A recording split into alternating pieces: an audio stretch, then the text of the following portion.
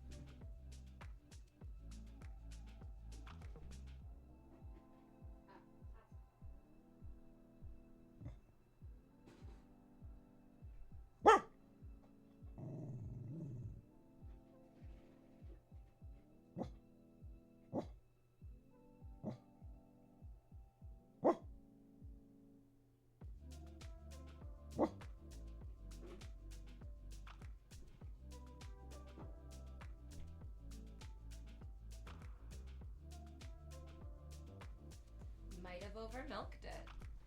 Might have over milked it. But we'll see. We'll see. You never know. You never really know. Hello. Yeah, did you guys get all that? Was all very important stuff if you weren't paying attention. She was giving you all the secrets of the universe. Yeah. I like the scarf V. Yes, the white one was getting so dirty. The one that she was wearing before was so fucking dirty. So it was time for, she had a fun little groom yesterday because I also was just like, oh my gosh, in agony, I guess would be the word for it. I have been going to physiotherapy, which has been wonderful. Oh, I love this top too, yeah. Physiotherapy has been amazing. In my last physiotherapy session, my physiotherapist was like, "Oh, this tendon on this side of your leg is loose, like very very loose, like way too loose." And I was like, "Oh," I was like, "Loose as in like I'm flexible?" She's like, "No, no, no." She's like, "No, it's too tight." So she taped up this leg. The tapes come off. I'm tapeless now. But I do feel a difference in that, like, this knee feels more solid. It absolutely does. I don't feel as much of that, like, weakness on that side, which is excellent. But what it did do is that, like, it gave a whole different realignment from my knee down into my ankle, like, down into my feet even, to, like, the point where my feet feel different. And then it also has done, like, a big number on like leveling my hips, which is now allowing my, I guess, like my pelvic floor and my diaphragm. Our bodies are amazing the way that they're put together. There's literally like basically like matching symmetrical bits of muscle that control most of our, finally an anagram I can decode. You guys, I think I'm giving up on the anagrams. I'm realizing that you guys are fucking stupid. And I'm hurting you by trying to make you smart, so abandoning that. That's done. I'm not doing that anymore. We're moving on from that. Anyways, getting back to like understanding that. So you have your diaphragm and then you have your pelvic floor. And when you breathe in, your diaphragm pulls down and your pelvic floor should also be going down. Like you should literally be pushing your stomach and your organs and your guts. And those should be compressing down into your pelvis. But if you, I don't know, for whatever, I don't know. She, like my physiotherapist looked at me. She's so cute.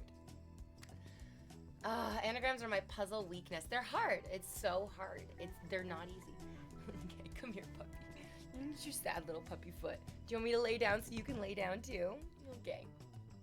Your dog has human eyes. She's a person. This is a person. She's just like a little four-legged furry person, but she's like a human person. You are like a little human person. She's sitting here, she's thinking, she's feeling. If you have, as I was saying with this physiotherapist, she looked at me and she was just like, why do you have all this, like, what's going on here? Why is this part so loose? And then, okay, yay, now that this space is all entirely mine now. She's a person. She's like my dog's a real person. So the physiotherapist, my amazing physiotherapist, using a word unscrambler isn't going to work because the reality is that like those letters can create almost infinite combinations basically of words, so it's not gonna help you in any way, shape, or form. What I felt, and I tried to talk to one of my best friends about this who's a medical doctor, and she was just like, no, that doesn't make any sense. I talked about this with my physiotherapist, and my physiotherapist is like, yes, this makes perfect sense. This is what physiotherapy is literally all about. I broke this arm when I was younger, and it felt like kind of like weirdly tight. I never got like physiotherapy for the broken arm when I was a kid because, I mean, why would you take care of your children? That's what people do on TV, not in real life. And so I felt like there was an over tightness in this arm. And my physiotherapist was like, yeah, you have this like insane, she took my leg, she like grabbed my ankle and she bent, oh, it still fucking hurts. Fuck, I mean, it's much better than it used to be. But she like tilted the flex, like the knee flexed in. And I was like, oh, it hurts like a motherfucker. And she's like, oh yeah. She's like, that's gonna affect the way that your hips canter. And the way that you put, she's like, because if this side is super duper loose, this side's gonna be way overly tight. And like, this side still feels kind of overly tight, to be honest. It's still kind of overly tight, to be honest. But this side is getting more appropriately tight, it feels like, which is then giving me a stronger sense of symmetry and also just more space to literally be able to breathe into my body. Yeah. Yeah, and physiotherapy can help you get more range of motion in it. Oh, yeah. Oh, yeah. So, like, I've been going to massage therapy, which honestly I started doing as, like, a treat for myself. I didn't think of it as like a necessary medical procedure that takes many administrations to begin to have an effect. Like, there's very few medicines that you take one portion of and then you have a complete difference. Most medicine is like, no, you have to take like multiple doses of it. And massage therapy, I kind of thought was like a frivolous, fun thing. And then through reading like The Body Keeps the Score, reading, what's another big one that really talked about? Oh, it was called Fuck My Life. No! It's already happening. I love reading. And I was like, oh, these books that I was reading like at the beginning of the year were so fresh and so important in my mind. I was like, how could I ever forget the titles or the names of these authors? Like, they're so foundational to me. And I'm already like, oh, you're forgetting them. Like, you're literally already forgetting them. It's because so much other stuff is poured into my head. Like those women who went up in that spacecraft. Now that's all I can think about, and it's pushed all the useful information out. Fuck you, Katy Perry! Sorry. Katy Perry doesn't need that. I apologize, Katy Perry. I'm actually angry at her for a completely different reason. I have a legitimate reason to be angry at Katy Perry. It's because I am a fervent, as you can see from all of my collectibles here. I love dolls. I fucking love dolls. You guys don't even know the half of it. I have like a little credenza underneath my pull down projector screen in my living room. And the credenza is a little Barbie tableau of like fun and games. I love Barbies. My favorite part of the Barbie setup is that one of my Barbies, who's one of my favorite Barbies, has a little itty bitty. I'll just show you because I fucking love it. Val, pardon me. She just came and immediately sat on my feet as soon as I'm gonna go stand up. Pardon me. Go lay down. Go lay down. I'm not showing you my Barbie because you don't get to see my Barbies. That's, you know, that's for oh, no American Girl dolls. Those are I'll be honest, those are terrifying. Those are fucking terrifying and I will not have them. But anyways, this is my favorite. One of my Barbies is on her way to the airport and her itty bitty Barbie suitcase is full of itty bitty Barbie money and an itty bitty Barbie plane ticket and an itty bitty Barbie Coachella ticket. And she's got millions of itty bitty baby Barbie monies inside the suitcase. This is what your gifted subs go to, you guys. This is where your money's going. Itty bitty adorable Barbie monies. Yeah, Barbie pictures are for the Patreon only. No, you have to see the Barbies in person. You have to see the Barbies in person. Yes, Patty Sims, exactly. Patty Sims is like, you know what? Buy more Barbies. Here, take this gifted sub. Buy more Barbies. You guys, are you gonna get the LeBron James Barbie? Okay, here's you guys, I've been thinking about it. Number one, there are not enough black Barbies. There are not enough like male black Barbies. And there's especially not enough black male bearded Barbies. And then also it's LeBron James, who is, I mean, he's had some controversies. He's not a perfect person, but he's LeBron. I feel like he's been a little, or am I getting him confused with another NBA? Was it LeBron who was a little bit spineless when it came to kowtowing to the way that the Chinese government likes to be spoken to and referred around? Or am I thinking about a different NBA player? No, he was a little spineless when it came to some of the things that China wanted him to do. That doesn't feel wonderful. We don't love that.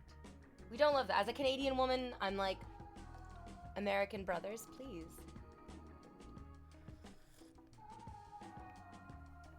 But I also feel like on the scale of controversial things, doing your best not to piss off a few billion people. But then that's so difficult because then it's like, oh, okay, so our morality is just based on like keeping as many people happy as possible.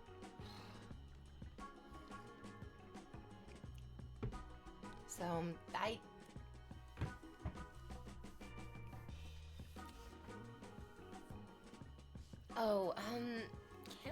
Canada's having a great time, to be honest. I mean, it's not perfect in Canada by any means. No, actually, I'm so excited to stream today. Oh my gosh, yes. Mostly because I like streaming. This is a fun little community that we get to hang out with, and then I get to sort of dominate with my iron fist. And I really enjoy it. I actually really, really do like it. Not every day, all day, and especially not on days when I'm not feeling super duper well. And yesterday, so Tuesday was construction day. I hate construction day. Don't even get me started. It's very stressful and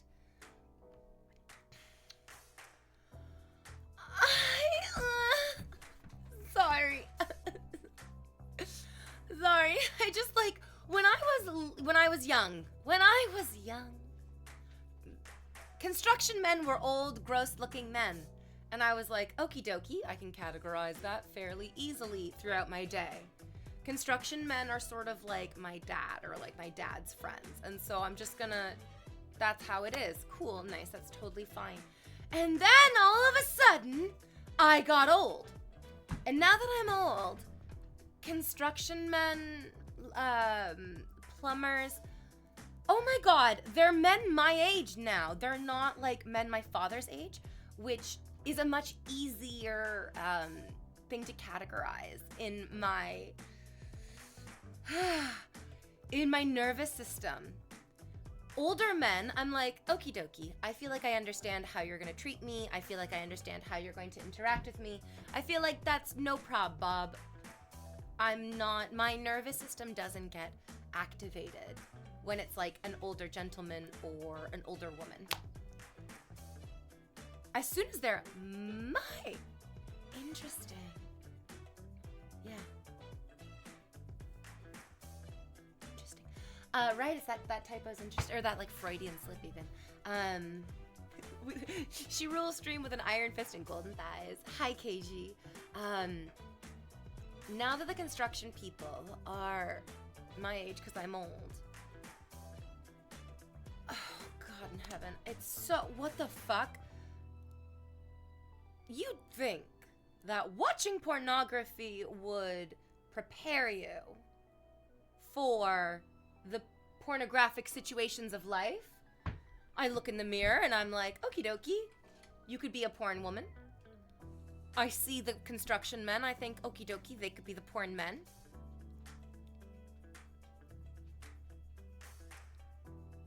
And I guess that's it. That's the problem. My brain has not prepared me for any situation where there's a trades worker in my vicinity and it's not porn.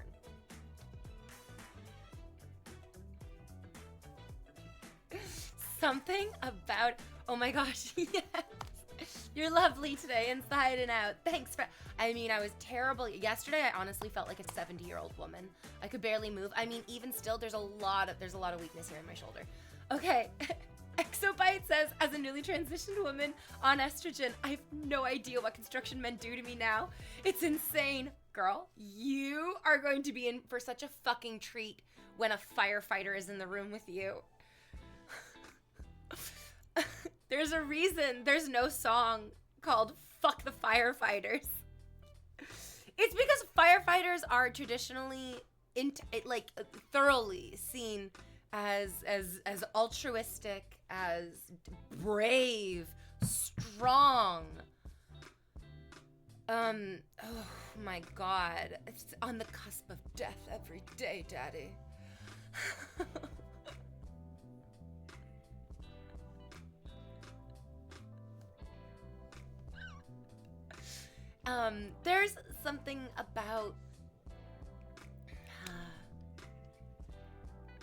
There's something about proficiency, which is just irresistibly fucking erotic.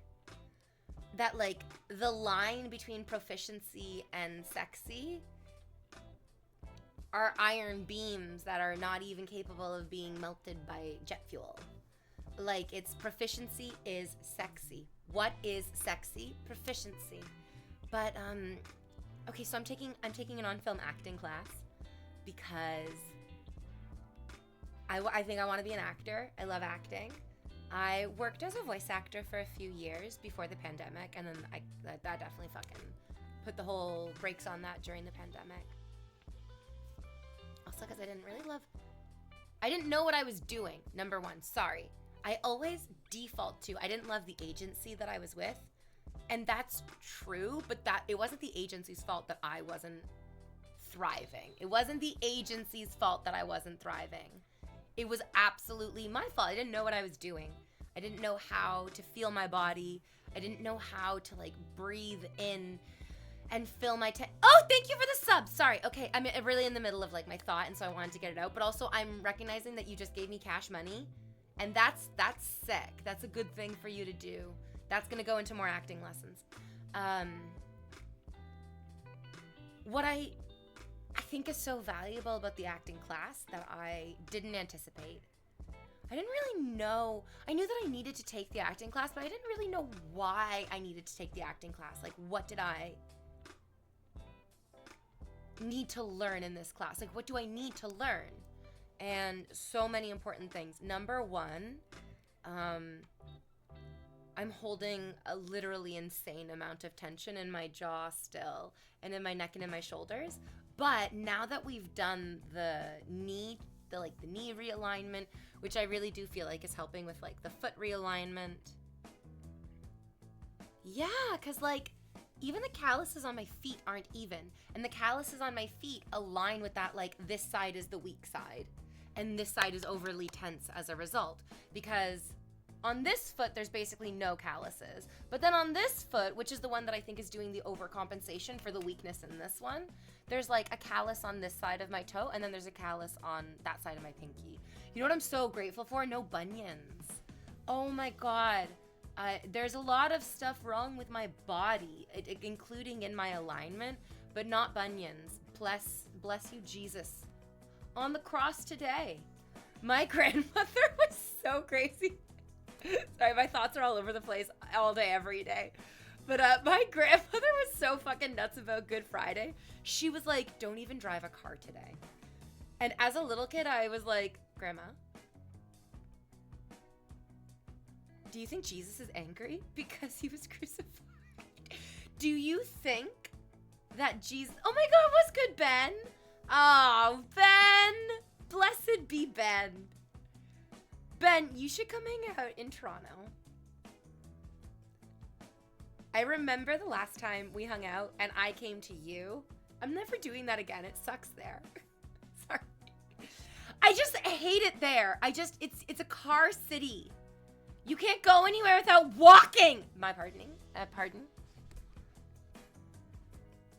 I just want to walk. I just want to be able to walk. I feel really serious about walking. Can you please say Pikachu, but in a sexy way? Pikachu. I apologize for all your cocks exploding. You didn't mean for it to happen so early in the stream, but that guy said what he said. What did you do voice acting for? Can you put up a sample?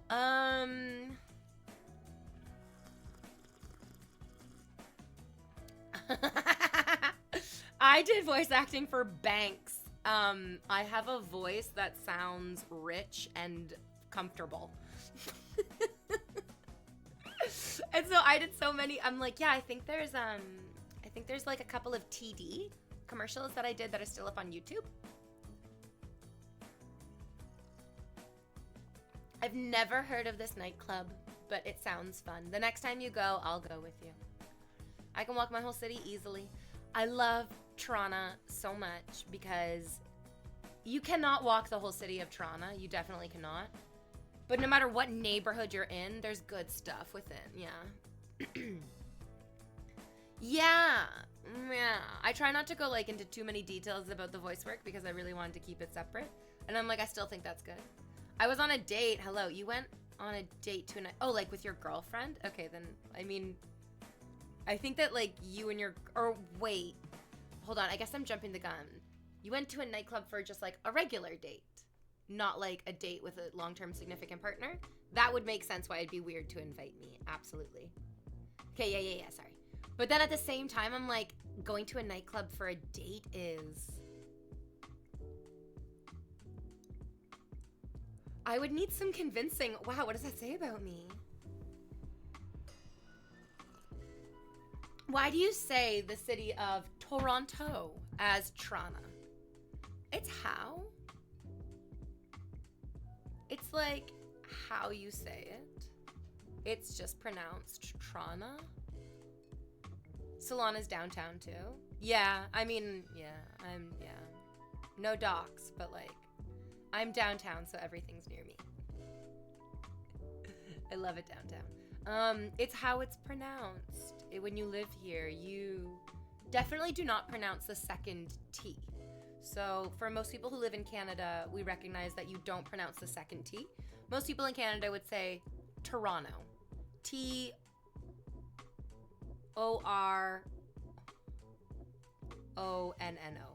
Toronto. No, that's not right.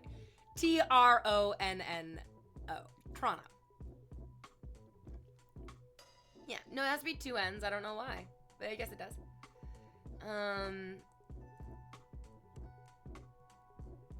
to be honest, it's not even a uniquely Canadian thing. This is the way that the English language has been going for a long time, where we mostly grunt the first syllable and mumble the second syllable. Look who fucking found his way back into my asshole. It's Kato. Good God, Kato. Okay, anyways, Ben, don't bring me on dates, but like, if you're in the city and you want to hang out, it's fun to hang out in the city. I took Ian to the sex club.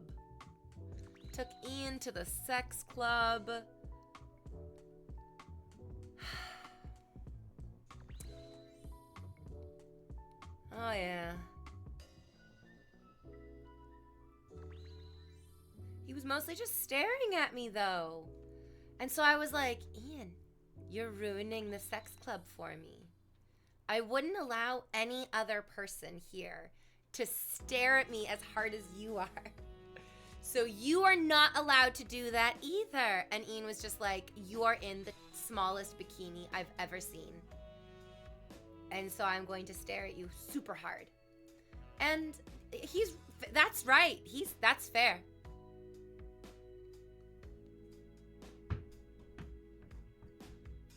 Yeah. Oh, yeah. It's hard to be mad at the man.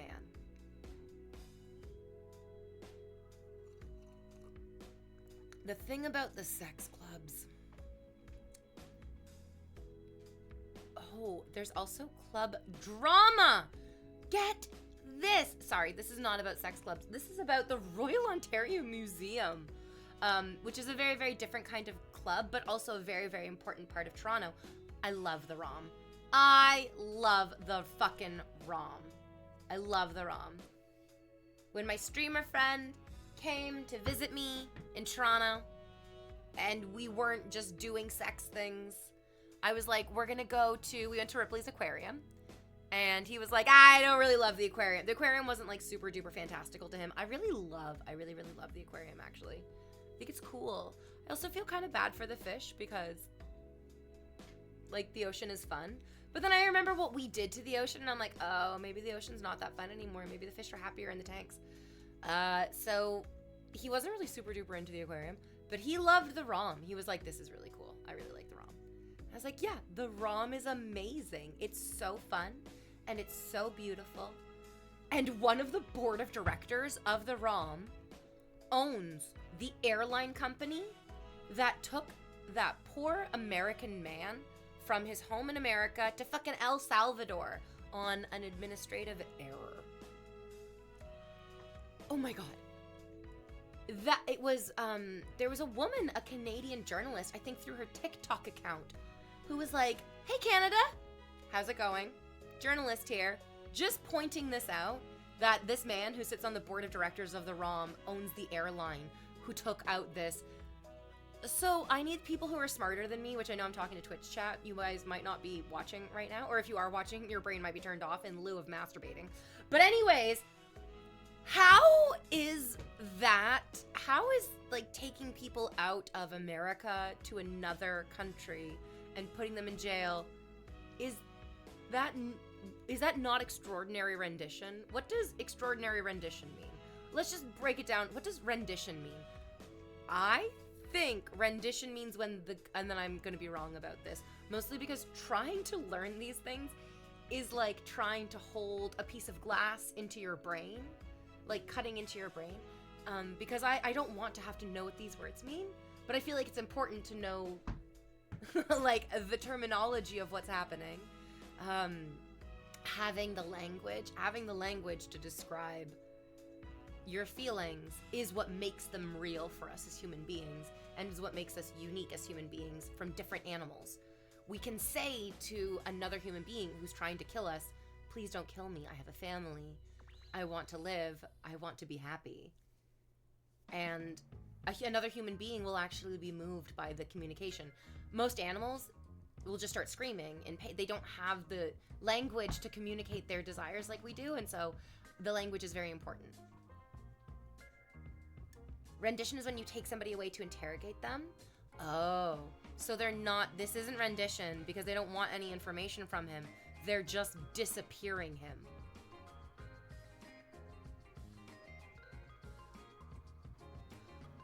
I'm so glad he's alive. I'll be honest. I 100% believed that he was already gone. I 100% believed. I'd never even heard of that airline until like a few days ago. Oh, damn.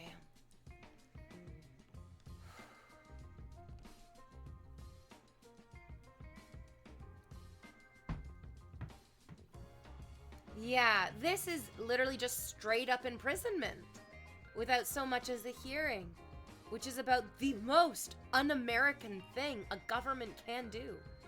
And therein lies the problem. Says, evil poot cat. I'd point to last night's appellate ruling for the official word on that. Oh my god, BLT, hello. I've never seen this streamer before in my life, but she is stunning. BLT, hi. Hello. Oh, who was I just talking to the other day? Oh my god, I think it was Brooklyn. I think it was Brooklyn and we were talking and I was like, oh, you know BLT? And she's like, yeah. And I was like, yeah, that's what his name is from, because we were talking about the origin of your username. No spoilers. And how much the origin of it is like, you laugh to not cry, you know? What's good, BLT? Thanks for the sub, Anon. Yeah, thanks, Anon. It's probably Shannon. The definition I'm seeing is to take a criminal to a country with less rights for prisoners. Oh my god. Oh my god. Bow, my love. That's enough. Enough. In the kitchen now. She did the bark. You guys, so cute. I can't even. I'm gonna die. She barked so hard. You know when dogs bark so hard that they lift up their front paws off the ground and they like pull they pull themselves up. Like, bow. I said in the kitchen. Now. Okay, good. She went in. Oh my god.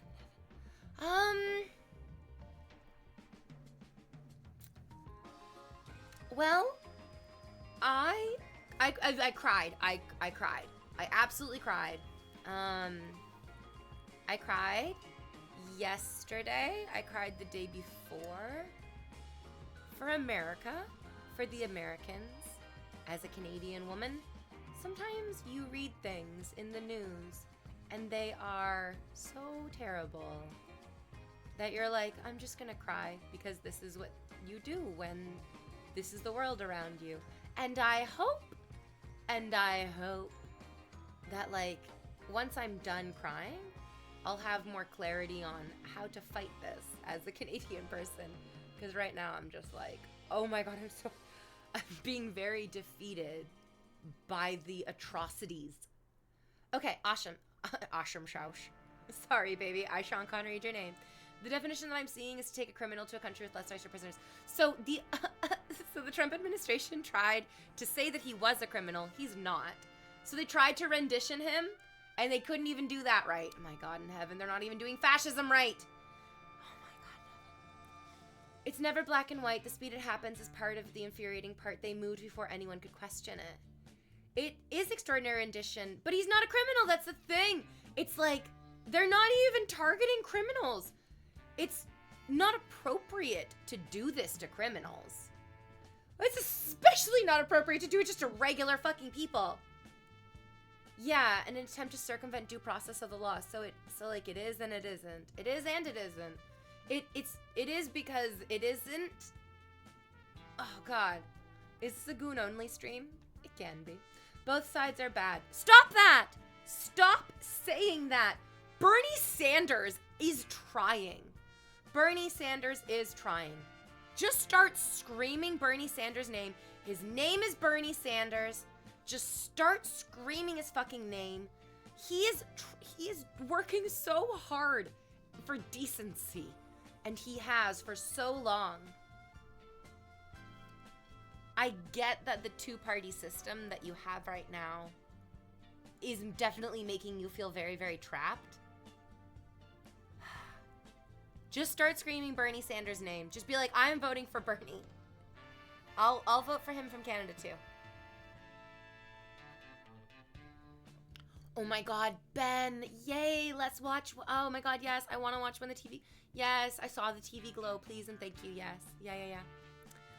Oh my gosh. Speaking of also, we love a good horror movie. We love a good horror story. Have you guys caught up on Black Mirror?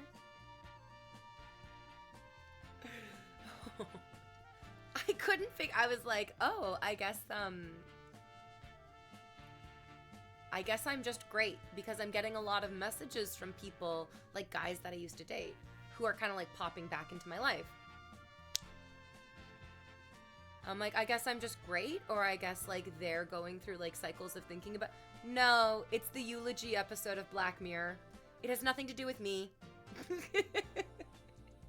It's just the eulogy episode of Black Mirror. People watched the eulogy episode of Black Mirror and all of a sudden they're like, wait a fucking second. Wait a fucking second. Wait, what? Oh, you've never watched any Black Mirror? What? Really? Oh, really? Okay. Here's the thing. Some of it is fucking amazing. It's an anthology TV show, so there's no continuity between episodes. There's no...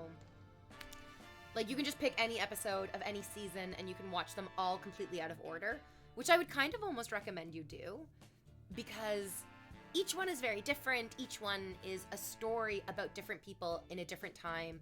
And what I really enjoy, which I think is something that gets lost, which is so sad and frustrating, it's for a different audience. It's for different audiences, too. This is the thing. Perfect example. This last season was kind of meh. Maybe you weren't the audience for that season. Because that's the thing. I hated the episode eulogy. I was like, I hate this episode.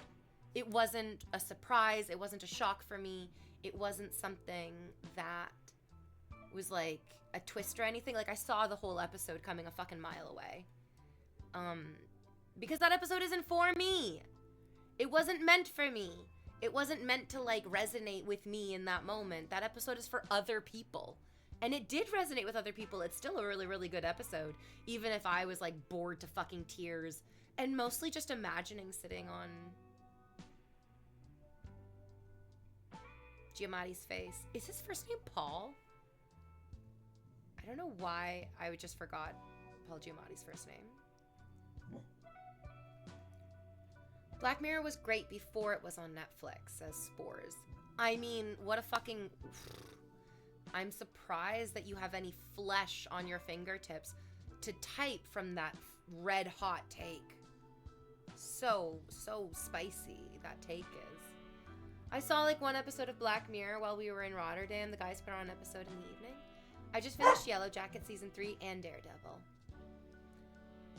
Yellow Jackets lost me in the second season, and I didn't watch the third season, and I don't think I'm gonna keep... I really loved the first season. I fucking loved it.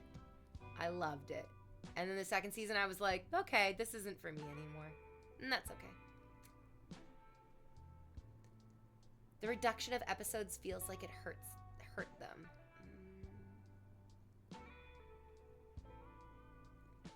Yeah, definitely. There's like one there's one season of Black Mirror that's only 3 episodes, and it's like the lowest rated season, to the point where I think you could just skip those 3 episodes and it'd be fine. I don't even remember what those 3 episodes are. I don't even know if I watched it. The dude's messaging you. You said before that a positive of some relationships is that they're transient in and out. I saw that as bad before, but it's made me reconsider my outlook on friends. I was just reading this morning in Oprah's book, What Happened to You, which I can't recommend enough. It's a really, really good read. It's also like a fast read. It is and it isn't. There's like some parts that you're like, whoa, this is so intense. I kind of want to like put this book down and maybe never pick it up again, or maybe like pick it up after I have a few good restful nights sleep to like actually assimilate that information. But the book's really, really wonderfully written, just about... It mostly talks about like childhood, to be honest, and the way that our childhoods either do or don't lay a foundation for us. And the reality is, a lot of us are just full of feelings that come and go, because that's how we were raised as children. Sometimes things were really, really happy and safe and steady, and you had a lot of energy. You had like a lot of stuff to give out of your tank.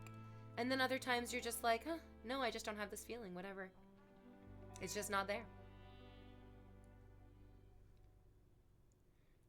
You find Paul Giamatti attractive? Do you remember earlier when I was talking about how there's like a big, deep correlation between proficiency and sexiness? Yes. Like, I don't care what you're good at. If you're really good at it, that's so fucking sexy to me.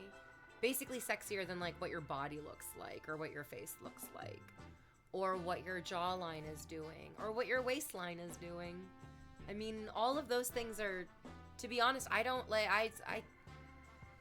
I can't control what any of mine of those are doing. I don't expect you to have like a deep control over what the yours of those are doing. But what you do, I mean, that's sexy. That's what's so fucking sexy. Oh, yay! Live on payday again? You really are just an icon. I came to take your money, specifically, Hyena Bite. I don't want anyone else's. Brandon tried to give me some money. I said no. Kato gave me some money. I told him to fuck right off. But your money, that's mine. Yeah, fuck you. Yes, fuck you. Tonight when you go to bed, you're not just gonna be drained in your balls. You're gonna be drained in your wallet, in your mind, in your nervous system, and in your balls. I will always treasure the memory of that first day you showed up to the wedding. I have to admit, I lost that game of Soggy Biscuit on purpose. I'm sorry, what is Soggy Biscuit? What are you really good at, V? Talking.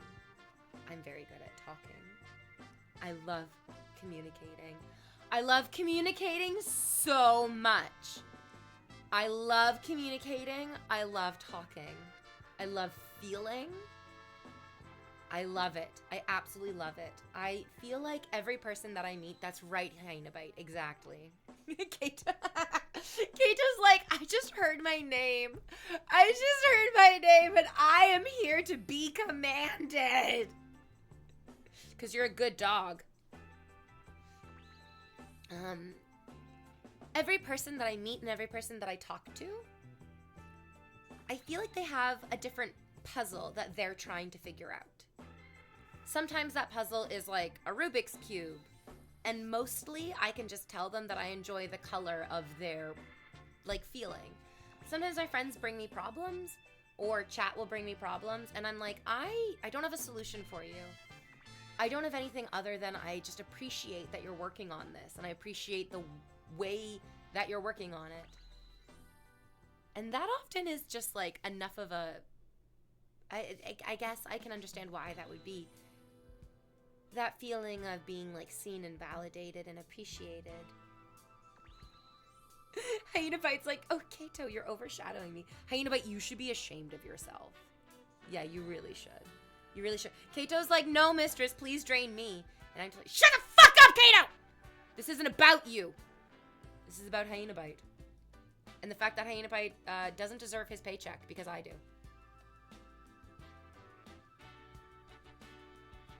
Actually, no. I'd rather, yeah. I'd rather have, Oh, I think that one's okay. Yeah. Rightus? I think it's okay. So this is a brand new cake. You keep getting into... Didn't that happen once to you before again, Kato? Did you get picked up by our overzealous mod? Like, auto mod? Oh, 10. Hyena Bite. You... Oh, wait, no. Or do you want to outshine Kato?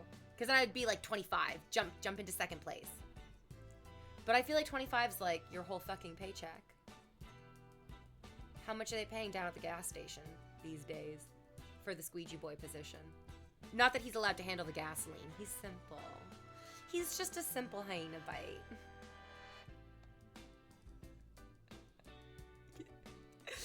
I really hope you have an actual job. I hope I'm joking.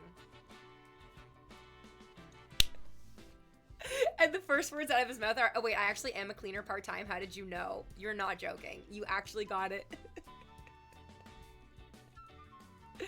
No! No, dear God, no. Okay, but also, you know what I love about that? The money that you give me goes literally right back into cleaning because I fucking love cleaning. I love it. So, I love dolls. Oh, I forgot to tell you why I'm angry at Katy Perry. Coming way back to the beginning of the conversation at the beginning of stream. I said fuck Katy Perry, and then I was like, it's not because of the Origin Blue Rocket thing. I don't really give a fuck about that, it was just like stupid and cringy. Katy Perry released a $175 doll, and it is atrocious. It is atrocious. It makes me so angry. I'm angry now. I'm angry now at Katy Perry. I actually felt, I was like, that's, wow, like the song Woman's World, that was a bad choice. She was working with Dr. Luke. That's a very bad choice. Not that I was excusing it. I don't really know. I to be honest, I feel like I wanted to give her the benefit of the doubt out of like the love that I had for Teenage Dream, basically. And it says a lot about me that I'm like, I can excuse working with a sexual predator. V, what's wrong with you? What an absolutely horrendous fucking take. But now I'm like really angry about this stupid fucking doll. No, I think the doll is just the straw that broke the camel's back. And I feel like there was a huge fucking insane weight by that Dr. Luke collaboration. What is she thinking? What the fuck are you thinking? Actually, I understand my thought process in trying to smooth that over. Because I have people in my life who have been accused of sexual inappropriateness. And I also still feel like, oh, they've been so kind to me. They've been so supportive of me. They have helped me in these ways. And I can recognize that they have been cruel and unkind and like not perfect to other people.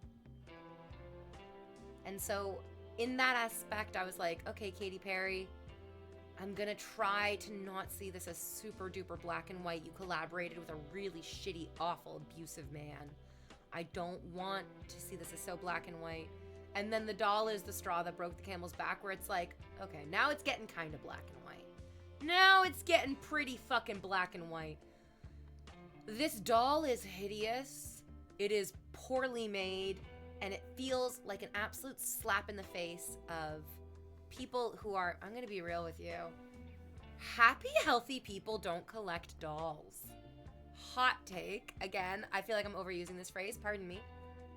It's 2015 in my mind because 2025 is very painful. People who love dolls are already a deeply vulnerable demographic. They're either children or had shit childhoods. Oh, Hyena Bite. Oh, precious Hyena Bite. Hyena Bite, I mean, I don't know what to... You said give me a number, but then I'm like, oh, I don't want to actually drain your entire paycheck. Just do 5. Just gift 5 subs, Hyena Bite. Just do it. We'll roll around in them. We'll pretend it's 50. It's not, but it's 50. Oh my god, Rightus, you looked up the doll! Rightus, my love, put it in chat for them to see. Give them a link. It looks so fucking cheap. And it's 175 American with a limited edition. Look at this! This is, you know what? This is worth more to me than that fucking disgusting Katy Perry doll. Oh, Papa Pudding got gifted. Ah! The first gifted sub that you gave was to Papa Pudding. So like Valley. Papa Pudding. I love it. Yay. Oh, yay. You're here. Kato, no! Kato, you sad idiot. Kato's like, and me too? No. Hyena Bite Kato. Oh my god. Kato, no!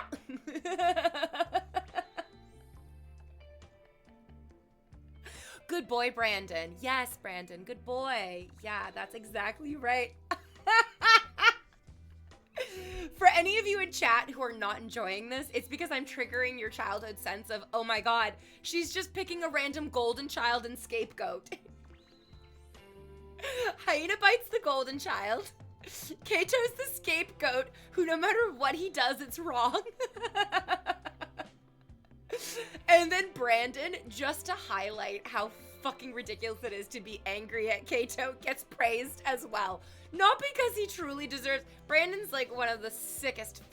Brandon's the kind of person who, if he found a way into my bedroom every single night, would literally choke himself to death on my toes. That's who he is in the deepest recesses of his soul, and that's a sick individual. He's the kind of man who wants the V-doll, and that's sad. That's a sickness. Dashing, oh my god. Dashing's like, oh no, she's been reading my diary again. PLT, seems like a cool guy. Honestly, I like that. I like a guy who's here for it. Oh, Tidy Brutes. Oh, sweet Tidy Brutes. 6 months of Tidy Brutes. You guys, please go look at the Katy Perry doll. I need you to please click that link. I need you to click the link. I need you to look at the Katy Perry doll. Because the most egregious aspect of that offensive lump of disgusting plastic refuse is the single cheap, clear plastic hair elastic in the ponytail. I have never seen anything so infuriating. I don't know why. When I think of like burning exquisite rage, like melt your face off down to the ashy bones, and then use the fucking ash of your bones to paint war paint, and then go to war with your dead ashy bones on my face. So angry. That cheap elastic, $175 for a single. They couldn't even splurge to put like a ribbon, like a little 12 cents of a ribbon. I know, honestly, go buy, you guys, if I don't get that doll for my birthday, if you guys don't buy me multiples of that doll for my birthday, I'm gonna fucking kill myself in a video game. Oh my god. This part-time cleaner job can't keep up with these rich men in your chat, shaking my damn head. Hyena Bite, I'm gonna give you back all of this money, and then maybe some more, because I really feel like you shouldn't give me anything if you're working multiple jobs. Good God in heaven. Some of these men have generational wealth. Let's just drain their daddies for a second. Exactly, motherfucker, for instance. I can't, it will take me out of your stream. Some dude's probably gonna believe it's like to be an honor to jizz on that abomination because they love Katy Perry. No, this is the thing. Gay people love Katy Perry, and gay people love dolls. Why would she do this to gay people? Why does she hurt us when we want to love like frivolous pop music? Time for a $200 Invader V doll. Oh, what? To compete with the like beautiful little dolls that you guys have already buried in goo in that jar that you shamefully hide from your wife, mother, girlfriend, therapist. Also the fucking photo of the doll sitting in the box in the fucking shadows. The box is so cheap. The box is offensive. Happy Goon Friday. That did make me laughy. Oh, good. Oh, good. That's so, okay, yay. I'm glad you love it. I hope I don't get banned for that. It's an investment. Sorry, I don't think that's a thing. I missed as per my DMs. Do you know what? Thanks. Actually, if I ever made a doll of myself, I'm definitely going to make a doll of myself that comes already like glued to the bottom of a fucking mason jar for you guys just to bury me in semen. Yeah. That's my future.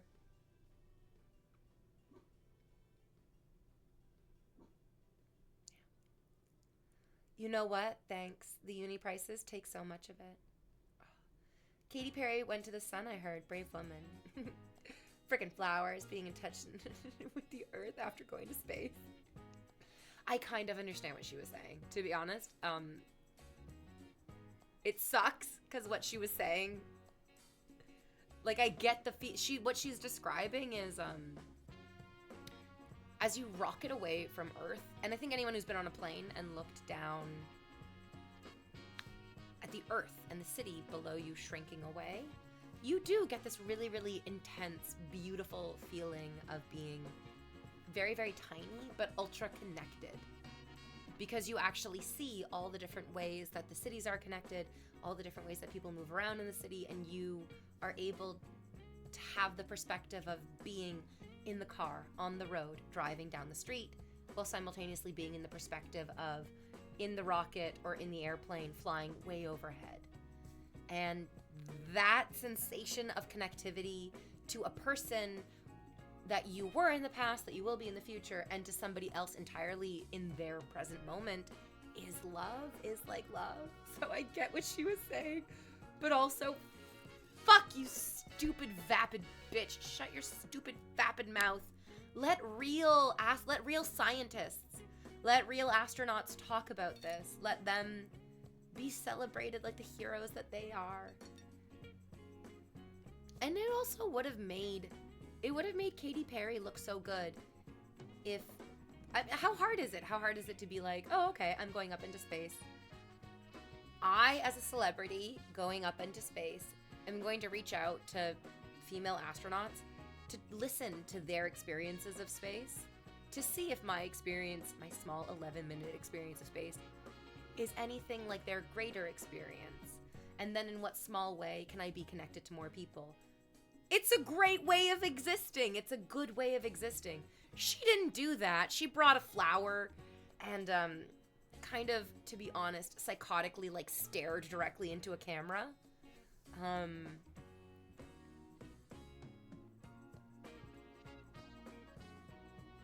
think a lot of us like to daydream about being super duper famous. I know that I do. I think other people do as well.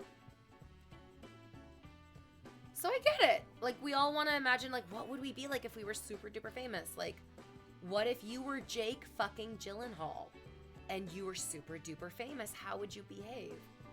What would you do? What would your life be like? But the truth is, a lot of us would never be that famous because we're not psychotic enough to be comfortable with fame.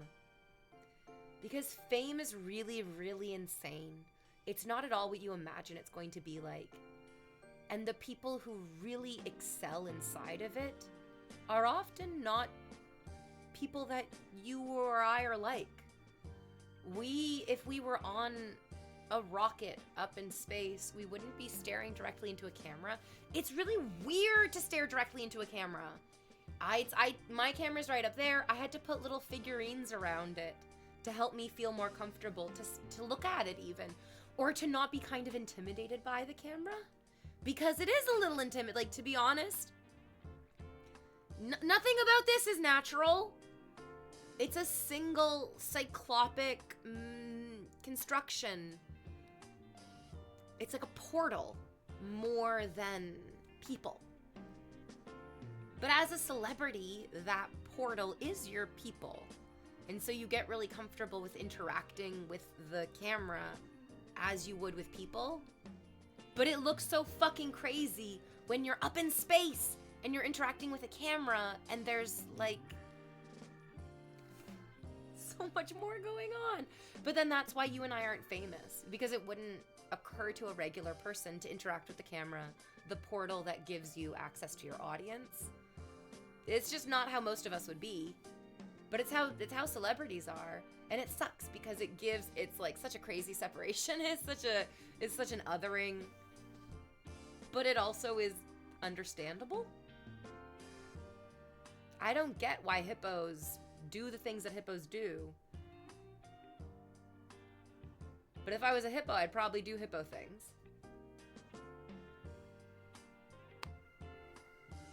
If I was Jake Gyllenhaal, I'd still be in this chat, to be honest. Yeah. And that has more to do with, like, if any of you guys became super duper famous in whatever reason, there's a chance that you might actually like stay and hang out in Invader V's Twitch chat, because you've already established that you like it here, and fame and money and power hopefully stacks on top of what you already enjoy and already value. And fame and money and power doesn't change what you value. and doesn't make you dislike the things that used to give you comfort. Okay, I'm gonna take my first little break. Gonna do a little stretch. Gonna stretch out a little bit. Murph! Thank you, Murph. Hyena Bite, you're so sweet, giving me your whole paycheck from your beautiful cleaning job. And Wave Tech. Wave Tech. That's not enough. You need to do more Wave Tech. Murph, Maximilian's so polite saying thank you. Maybe you can put some faces on our names. Like, how? Sometimes you guys post selfies in the selfie channel on Discord.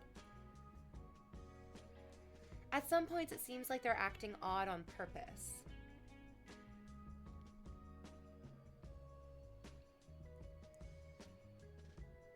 I think we really underestimate how insanely different their lives are. Their lives are so, like, every single minute of their lives is so foreign to, like, a regular person's life that their strange behavior is, like, what's the word that I'm looking for? Is congruent within the context of their lived experience. But for us, there's no context of our lives where what they're doing seems fucking normal.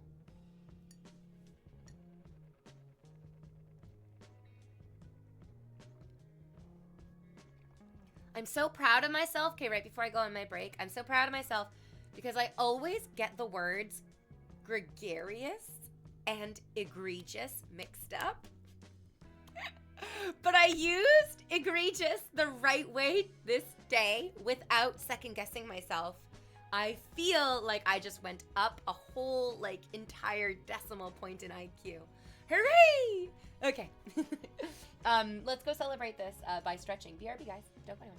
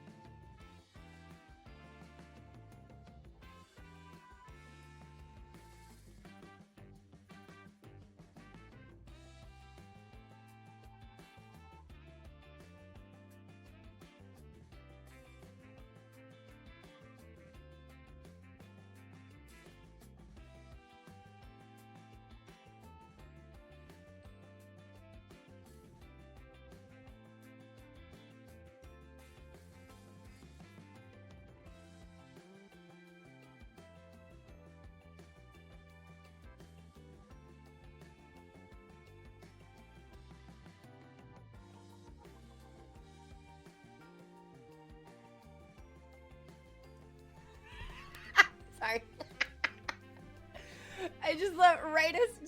It's so fun. Ritus doesn't like dolls. I don't think Ritus like collects dolls or cares about dolls.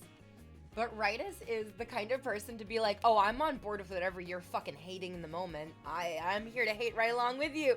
It's so, I just love that Ritus immediately clocked how fucking, again, Ritus, who doesn't know anything about dolls, who doesn't collect dolls, who has not like, I'm not like sending fucking everyone pictures of dolls. This is like my little hobby. Every once in a while I'll be like, oh, this one's nice, or I like this.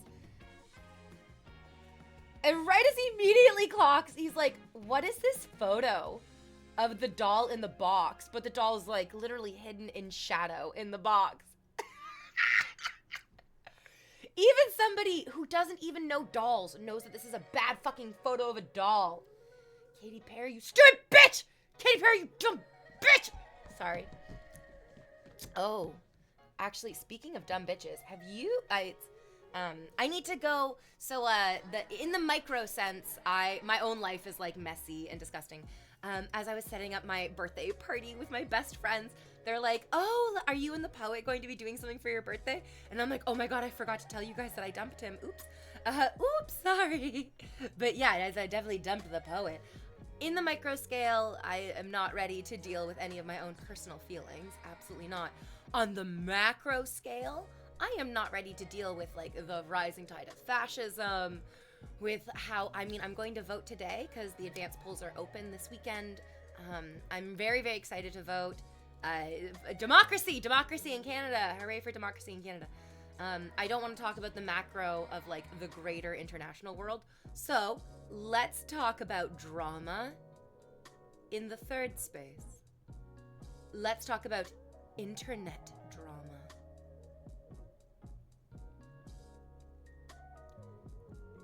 H3, the only time they've ever like come across my page scrolling on the internet, they're like a long established podcast group doing their internet thing. They had some not so kind things to say about me and Vader V when my $5 cancellation was going on. I didn't love that. It felt terrible, but also exactly on brand for what their podcast is. So I don't have to take it personally. I don't think they meant it personally. No, it's fine. But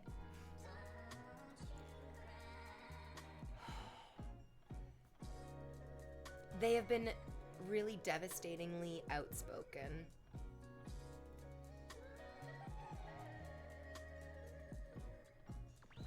about their beliefs. And oh man, the main star of the H3 podcast. Oh, oops. Wait, Ritus, can we undo Hyena Bites ban? They're just losing their, they're just tired from working multiple jobs to be able to give me everything.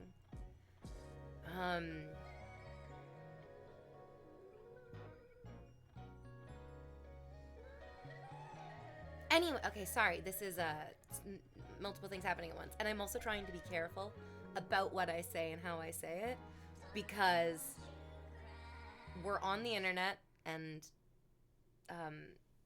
the internet it's the Wild West, a dangerous place of slinging opinions and thoughts and feelings, and I don't want to sling an opinion or a thought and feeling that isn't my own.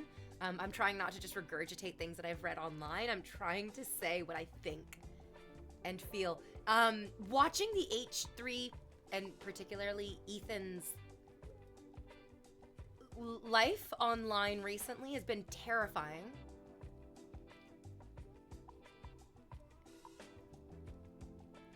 His enemies have not been doing a good job of slacking.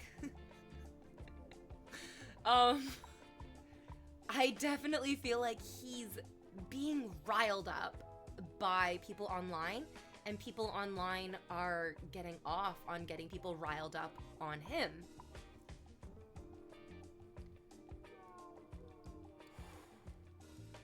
And it got to a point, the riling got to a point where iDubbbz did a content cop video, and like I don't know iDubbbz.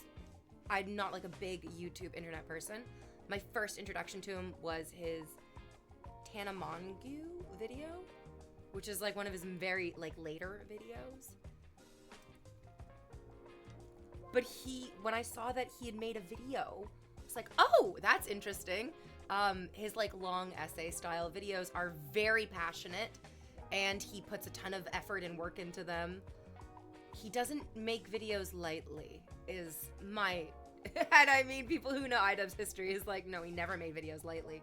He used to be, he's had like a personal turnaround from the way that he was when he was younger, which is great. It's what we all hope to do in our lives.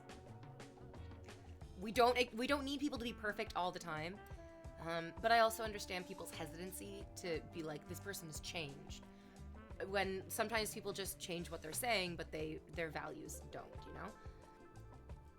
Oh, good God. His video on H3 and Ethan in particular was insane. It's an insane video. It was very well done, but also incredibly fucking heartbreaking. You can tell that he is so sad and so hurt, and at the same time extending olive branch after olive branch. It's like he's saying, hey dude, you really shit the bed, and here's the tide. And hey dude, you really shit the bed, and here's the laundry basket. Hey dude, you really shit the bed, and here's the washing machine. Like, he's doing the best that you could ever hope for.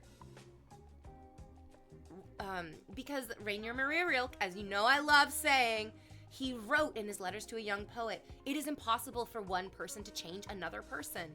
It would take an entire constellation of events happening for a person to change, and that's all of our experiences as well. Any of us who have gone through a deep personal change where you went from having a belief or a value or a system of perception that you had to reevaluate and you had to examine and then dismiss, you've gone through that positive disintegration, which is really, really, it feels terrible. Disintegration does not feel good, but it's a positive type of disintegration, which is the way that you were thinking of things before. And oh my God. It was a great video. It was such a painful video. Like watching somebody set a bone without anesthesia.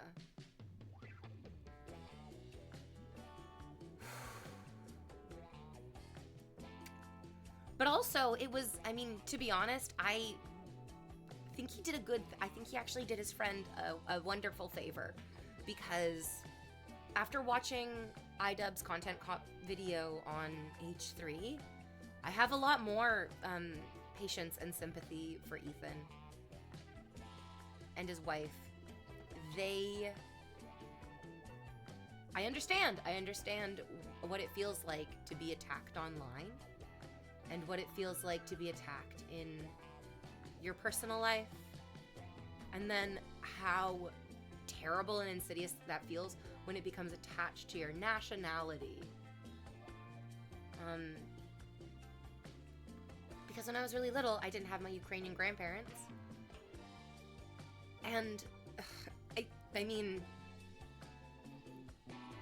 in so many ways, I am still that itty bitty teeny tiny little girl looking at my dad going, why are grandpa and grandma dead?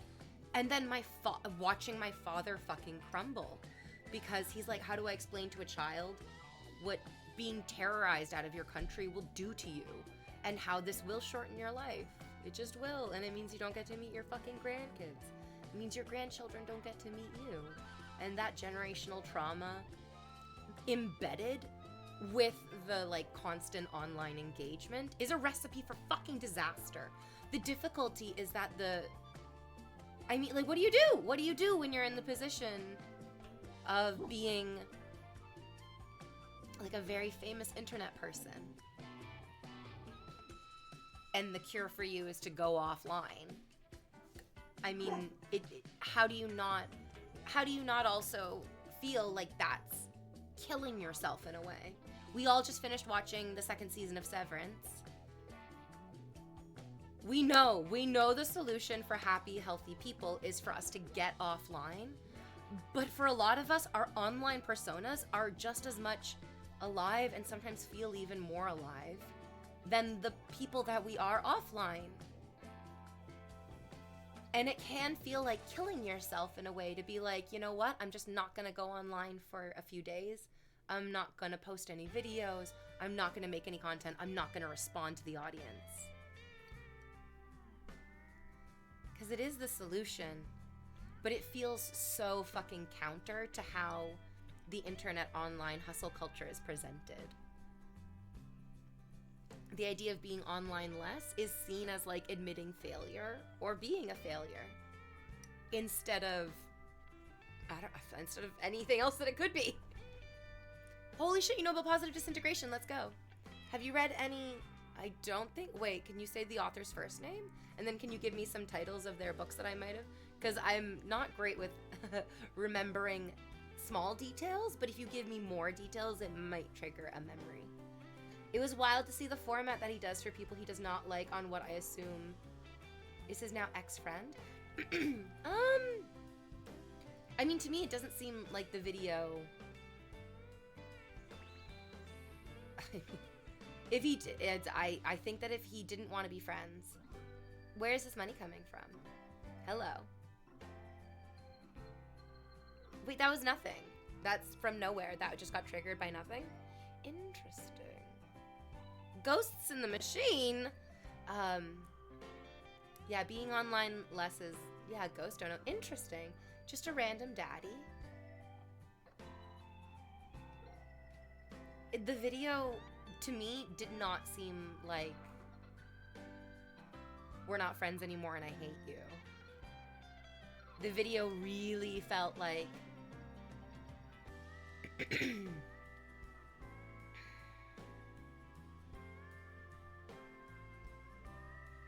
you are making undeniably bad choices. I am not going to judge whether you are a good person or a bad person because I'm so close to you. I feel like I can't. I was reading in Oprah's book this morning, What Happened to You? Dr. Bruce Perry was talking about, and actually he answered my question. Because as I was reading the book, I was like, is Bruce Perry black or is he white? Because I'm like, Oprah's a black woman. The idea that he's a black doctor is like, it could 100%, basically as 100% he could be an Asian doctor or he could be a white doctor.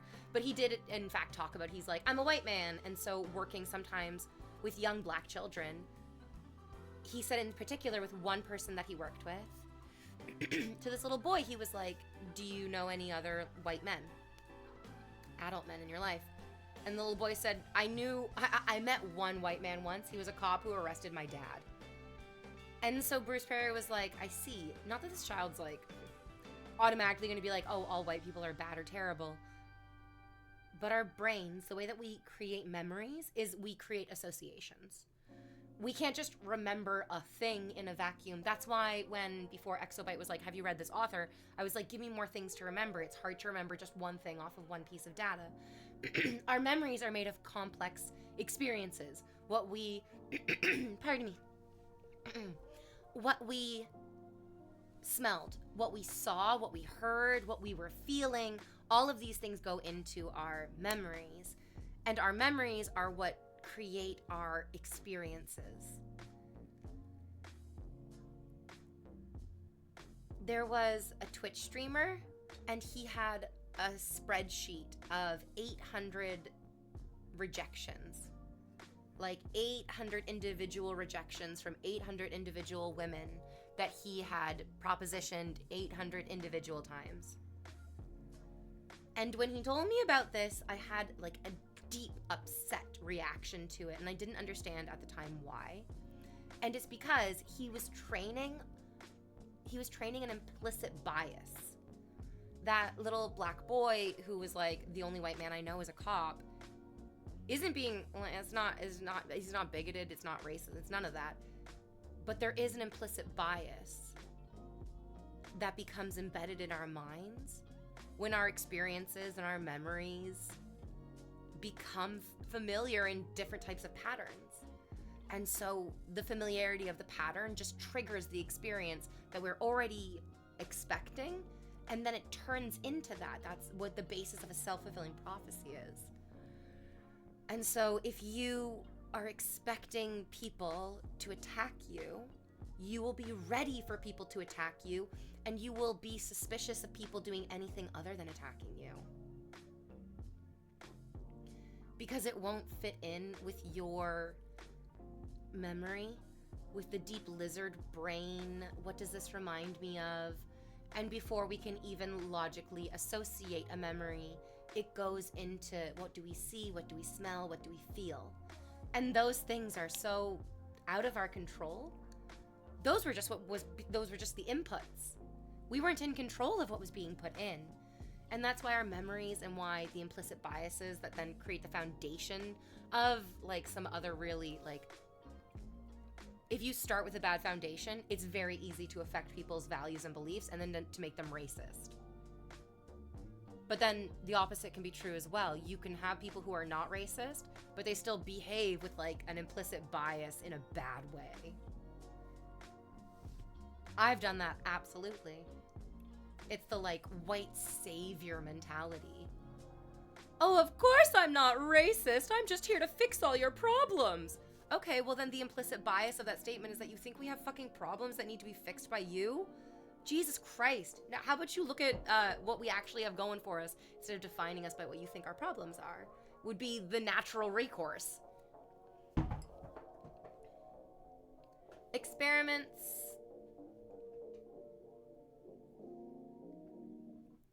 Ian does a really great job at showing the struggle between online identity and how it can merge and sometimes take over the real identity. Ooh, the cognitive dissonance is a crazy thing. Yeah. But it's also really valuable. Like, the reason we have cognitive dissonance is because, do you guys remember Bird Box? I think Bird Box was what happens when you can't cognitive dissociate, where what you're seeing is so beyond your ability to cognate that that the dissociation just becomes immediate death. So cognitive dissonance is a valuable thing, but we can't just lean into that as the valuable element of our lives, dissociating from thinking. I feel like iDubbbz in that video is preferring to focus on being a good husband to his wife instead of being a friend to Ethan, and basically told him to get his shit together. Yeah. I think that iDubbbz has a greater responsibility to the people who love and support him. And I think that's a great place for the video to come from, actually. Because, I mean, how do you attack somebody when the foundation of their argument is, I'm doing this for my family? And I think what's so valuable about that is what iDubbbz did in his video is the same reasoning that Ethan is trying to use, where Ethan's like, well, I'm doing this for my family. I'm doing this for my family as well. It's like, well, then let's recognize that we're all doing it for our own individual families. And in that, we can relax a little bit in attacking one another. And also, free Palestine. Bring Me Thanos says, you're making it easy to have a good Friday. Hypervigilance is both exhausting and socially detrimental. Oh God, yes it is. Oh God, yes it is. I always just come here for the Awooga V, but I stay because you genuinely have such amazing conversations. I feel like I learned so much from them. Experiments Lane. Oh, Experiments Lane. Oh, thank you for that. Oh, I was definitely not... Capital I. Nope, lowercase l. Your cogs just can't diss it. I'm misspelling everything. Yes. Experiments Lane. Thank you. Experiments Lane does a really great job at showing the struggle between online identity and how it can merge and sometimes take over the real identity. I definitely felt that, absolutely. When I started streaming, there was no distinction between V and Invader V. I was very much just like exactly my own entire self online. Kind of, I mean, like as unfiltered as you can be while you're still on camera in front of an audience. And then the longer I streamed, I was so vast and so distinct as Invader V. And it feels like putting on a pair of really well-worn ice skates. Now Invader V feels like putting on like a beautiful star-spangled ice skating outfit. And to be honest, I kind of based my Invader V outfits before the new TOS update, which made me change how I dressed entirely. I kind of based my like idealized primary Invader V outfits, the bodysuits and the thigh highs and stuff. I was like, this is like burlesque ice skating outfits. It's what I really, really liked. I love the like, I don't know, the tightness of it, the flashiness of it. I also like know that I'm just sitting here, but there's a type of mental athleticism that comes with entertaining these types of conversations and so many different conversations with so many different people. So it feels like slipping on like a really, really great old pair of ice skates. And Invader V is this person that I get to be in this time. And I love it. And I love it. I love her. She's much sassier. She's way more argumentative. She's very reactive. I'm like super reactive on stream. If you say something, I allow my first instinct to really take over. So reactive. In real life, I am not this reactive. People who meet me in real life and then I introduce to my stream, they're like, oh, wow, there's such a difference. There's such a huge difference. On stream, if somebody comes into my chat and says, you should read Bongo Busters 13, you would love it. It sounds right up your alley. Invader V's reaction is, go fuck yourself. How dare you? Don't speak to me in this way. Shut your whore mouth and you listen. You don't know me. You don't know what I like. You do not deserve to give me recommendations, you fuckwit. It's I don't like it. Invader V doesn't like it. In real life, if a stranger walked up to me and was like, would you like to join this church? I'd be like, oh my God, you can tell me whatever you want. I'll do anything. Invader V is like just much faster, and I think that has been really valuable because at no point in my like growth or socializing or education as a woman was I told when or where I was allowed to be angry. And I realized that you're never allowed to be angry. You have to make people allow you to be angry. And so I also really value that Invader V gave me permission to be angry as well.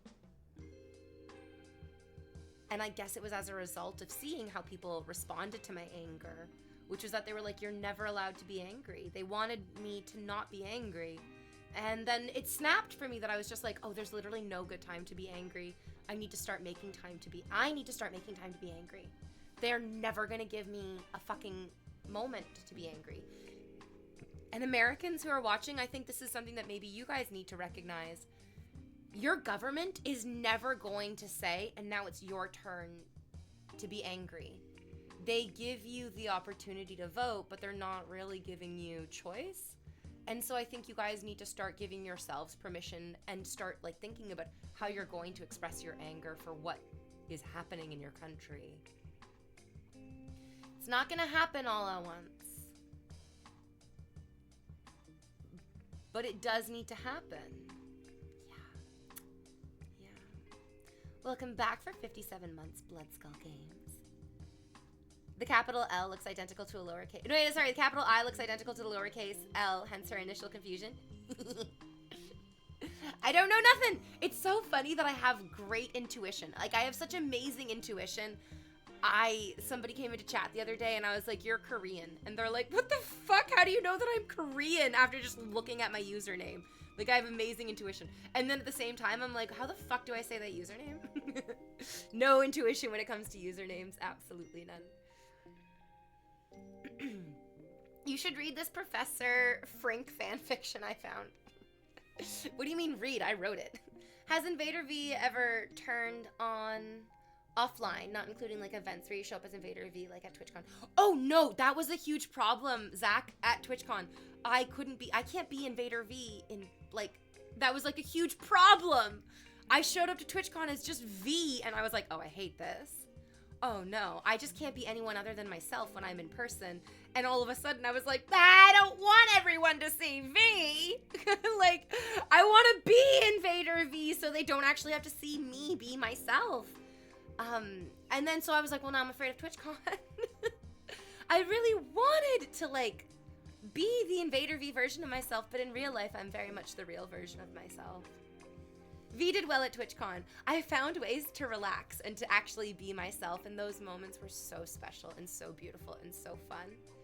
Oh, they were so fun and so cool, and just like, we had so much fun. We had so much fun. The difficulty was that I was going, at that time, I was going through a lot of positive disintegration. I was going through so much fucking positive disintegration. I was recognized, like, I mean, it's inescapable. Number one, as we get older, our parents are gonna get older and they're gonna get sick. And I think a lot of us from our childhoods have an idea that we're gonna like get some kind of closure from our parents one day. Let go of that. That's probably never gonna come. And so I was like at TwitchCon being like, oh my God, I just feel so, it was the first time that I traveled that I wasn't like checking in with my mommy because she's so sick and she just can't answer a fucking phone, you know? And so I was like, oh, I feel like I'm really all by myself because I don't have like my mommy to text. And then I was like, oh, and you're never going to again. She's gone. And so you need to disintegrate that structure that was giving you support. And so I felt like I had no support. But what was so beautiful is that I did. I actually, and I mean, talking about Ethan and the H3 podcast, when I was at TwitchCon, I felt like I had no support because I couldn't text my mom. But I did have support because I was so caught up in what I had lost. My perception was that I had nothing, and I couldn't in the moment recognize that I was actually surrounded by so much love. Like, really, my friends love me so much. My friends love me. Like, there's an episode of Bob's Burgers where the kids go to get free ice cream, but Gene, the son of the family, he can't get ice cream. He got caught by the teachers and he doesn't get ice cream. And his friends love him so much, they all put their ice cream together into one cup and they give him their ice cream. And he gets all the different flavors of ice cream. And I feel like my friends, my like internet friends, my moderators, my like just people who I've met through streaming even, who are in neither of those categories, I feel like they would give me their bites of ice cream. And that's basically the most valuable thing on this planet. It's more valuable than money. It makes me happier than Elon Musk. That my friends just love me and care about me and want me to feel happy and supported. But in the moment at TwitchCon, I couldn't see that. I wasn't ready to accept it. And so I couldn't even perceive it in front of me. And it seems like that's what's going on with Ethan, that he might be in a place where he feels like he's losing. He feels like he's alone. He feels like he's betrayed and having this positive disintegration. And he can't recognize that there are supports and there are people who want to love him still around him because he's not able to see it. Yeah. I'm adorable and my outfit's great. I know. Whoosh. Hold on. Let me repart my hair. There we go. Also, Invader V parts her hair on this side, and regular V parts her hair on this side. So, super different. Super different. Maybe it's being too mean, but I think he's getting too much sympathy for some of the shit that he's been doing.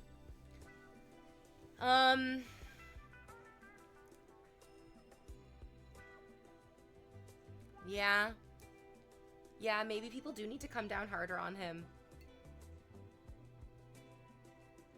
It's probably not me, though. I feel like I can agree that, like, am I like, being kind of too nice?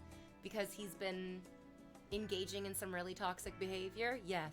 Is that because I'm terrified? Yes. I do not, in my experience, find any value in agitating somebody who's agitated. I recognize that he seems very agitated. And when I was agitated, I didn't like it when people were being extra mean to me. That didn't make me better. So, mommy, I am so your mommy. This is very true. Because I'm here to neglect and ignore you for better men, like your father. Sorry, it's so rude.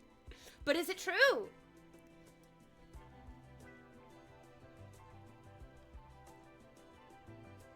Yeah, he has said some really terrible things. He definitely has. Oh, sorry, my bra strap is hurting me. I don't like it. I don't like the things that he said. I think they're indefensible.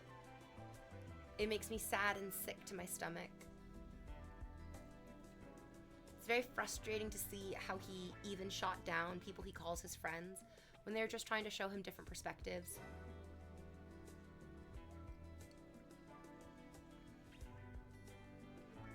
But I guess,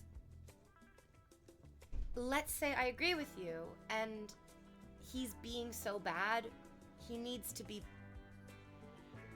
consequences. I have no ability to exert those consequences. And so I'm not sure how I would. And then also I'm like, I don't know what getting angry and saying angry things about him would be any consequence for him. I perceive that as just being a consequence for me because I'm getting so emotionally worked up over somebody who is nothing to me. Personally, I've not been a fan of Ethan's ever since he started his podcast, and that's been a long time.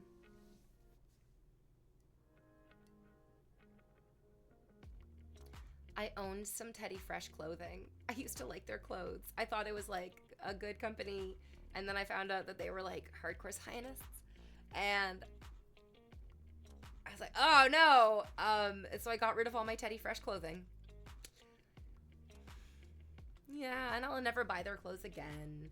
And I did buy some of their clothes. So like I don't hate that I gave them some money, but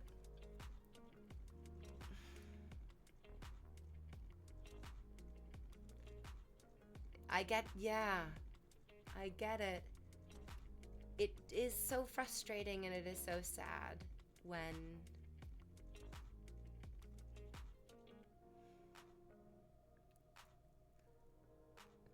these conflicts and these disagreements are not a difference of opinions. There are children who are being murdered. There are children who are being disfigured and disabled for the rest of their lives. There's a picture of a little Palestinian boy who lost both of his arms. He has no arms. And when he realized that he had lost both of his arms in what's going on in his home, the first thing that little boy said was, "How will I hug you, Mom?" And so, like, I agree.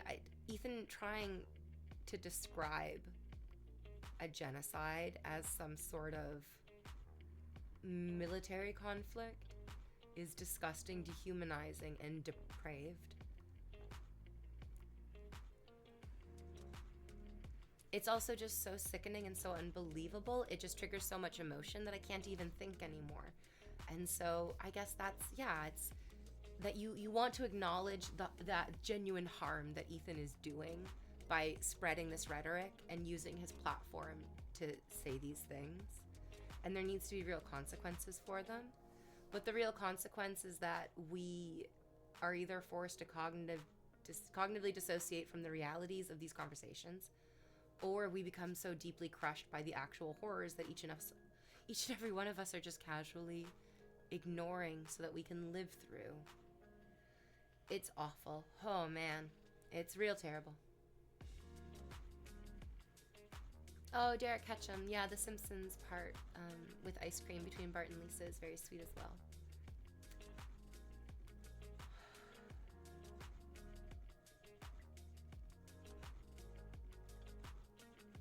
Not an easy conversation to have. Now I just want to think about easier things like ice cream and rabbits.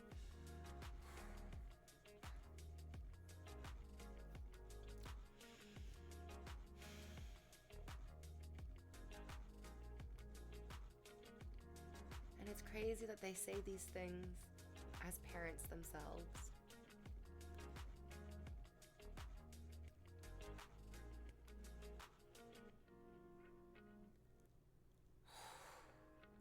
Right?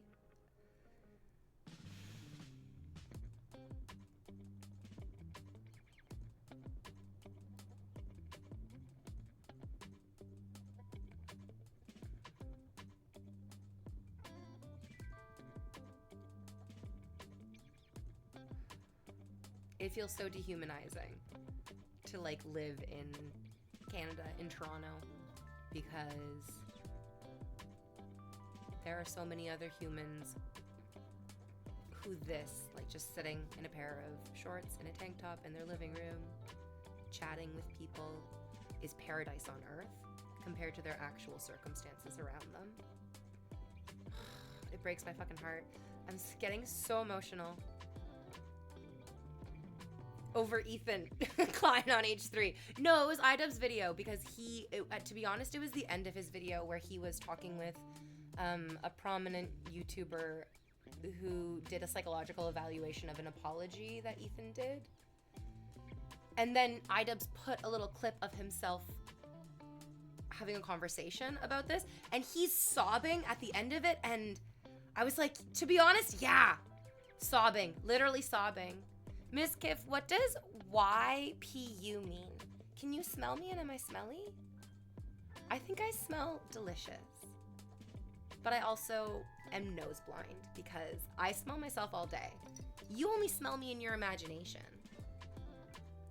Please relax. Please, everybody, please relax.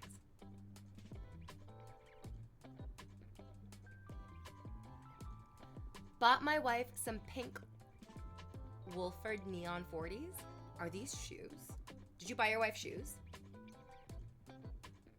Hyena Bite says, money to lighten the mood, and also, you know, your anklet is so pretty. I was thinking of buying a new one because one of the charms fell off of this one, but then I'm like, you're fine. You're literally fine. Oh, Neon 40s are pantyhose. You know what? Getting lower body at all, I feel like I'm nailing it. I'm nailing it.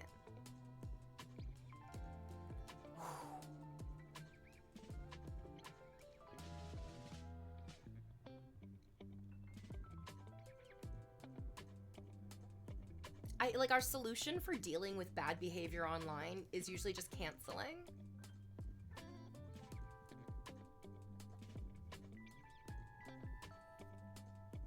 Are we allowed to like be very controversial right now and be like, nah.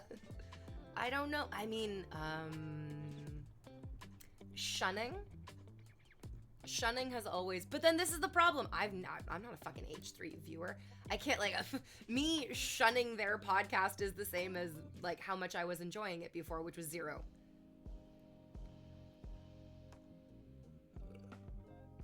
Yeah.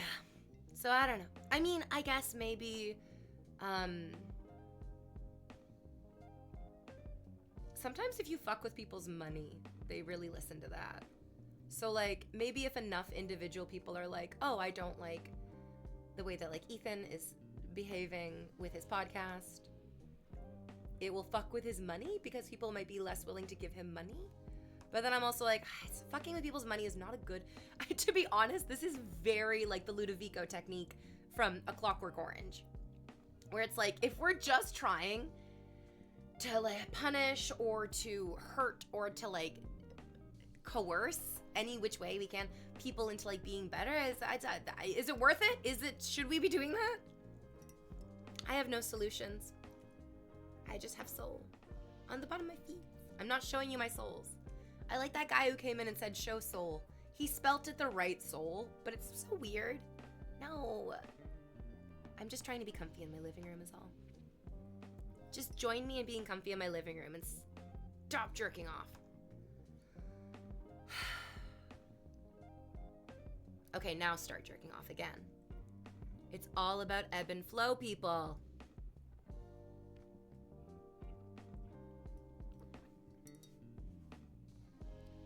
Oh, thank you. You could just show us your true soul. I don't know what that means, and I feel like that's one of those answers that Selena Gomez gave on a podcast And then Justin Bieber's wife, a couple weeks later, gave the exact same answer on a podcast. Yeah.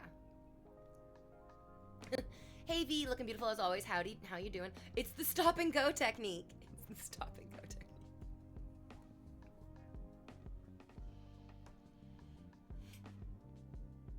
We always need to be ebbing and flowing. We are creatures of rhythm. Think about it. Why did we leave the ocean? Like, why are we here on land instead of floating around in the soup still? It's because the tides were going in and out, and we were like, oh my God. Look at, like, sometimes the water is here, and I like being here. Sometimes the water isn't here, but I kind of still want to be here. And now we live on land! And now we live on land. So we need that ebb and flow. You can't always be doing just one thing. You have to do something else for a little while.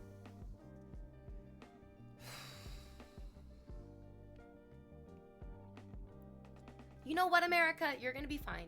America is going to have the opportunity to vote for Alexandria Ocasio-Cortez. And I feel positive that she can do it. I really, really do.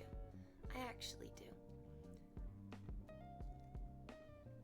I don't have any confidence in what's happening right now.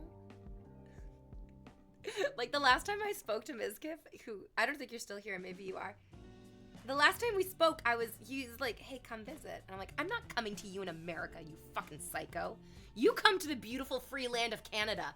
And then we were like, okay, we're at a stalemate because like Mizkif doesn't want to come to fucking Canada. Americans view Canada as, I don't know, nothing. I don't think they think anything of us. But it's so beautiful and fun here, and there's drugs, and there's sunshine. I mean, when there is. Sometimes there's not. But there is right now. There is right now.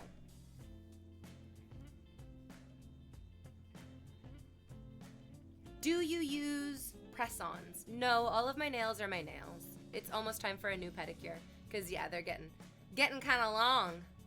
Getting kind of grown out. You know what always baffles my mind, though? Do all of your nails grow? Actually, I guess you guys don't know this because you don't usually have nail polish on. But you notice this once you have nail polish on. All of your nails do not grow at the same time. They just really don't.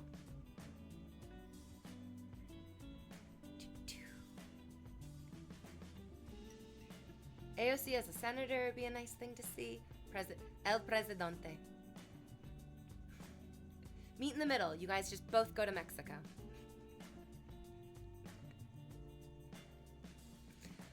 I mean, I guess so. It's so crazy how quickly it feels like things have changed. Where, like,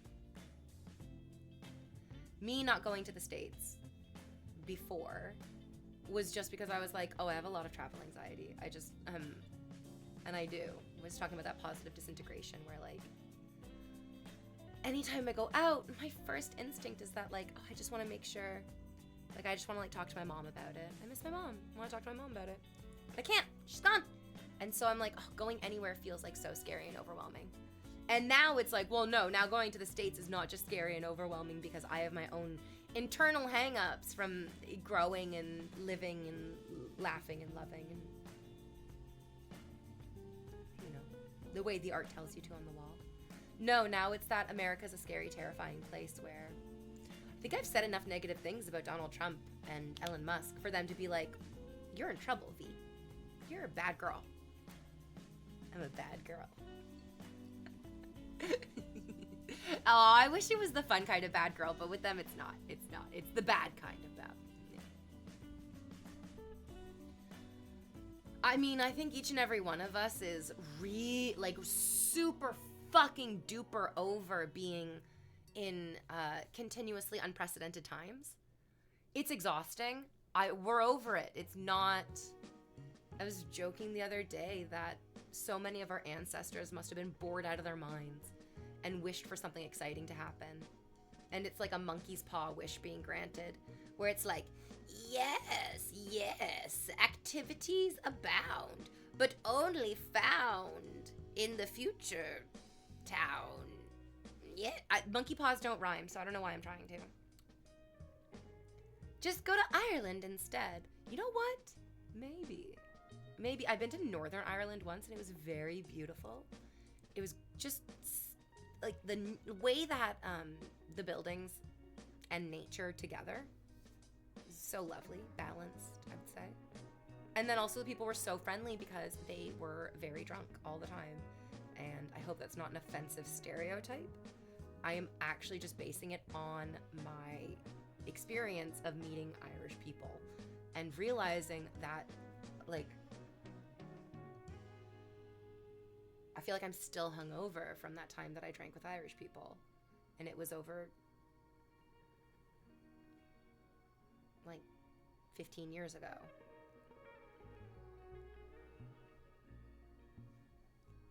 Wimmer says way too many once in a lifetime events.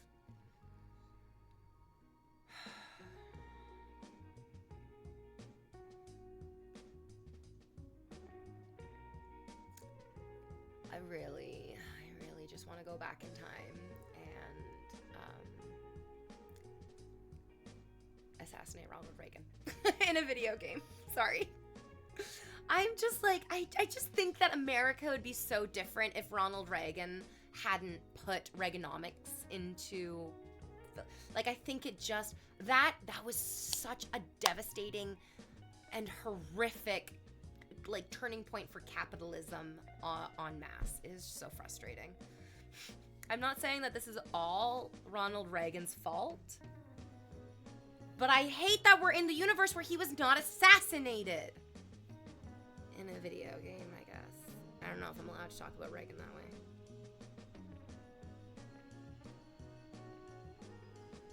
His bitch wife, Nancy.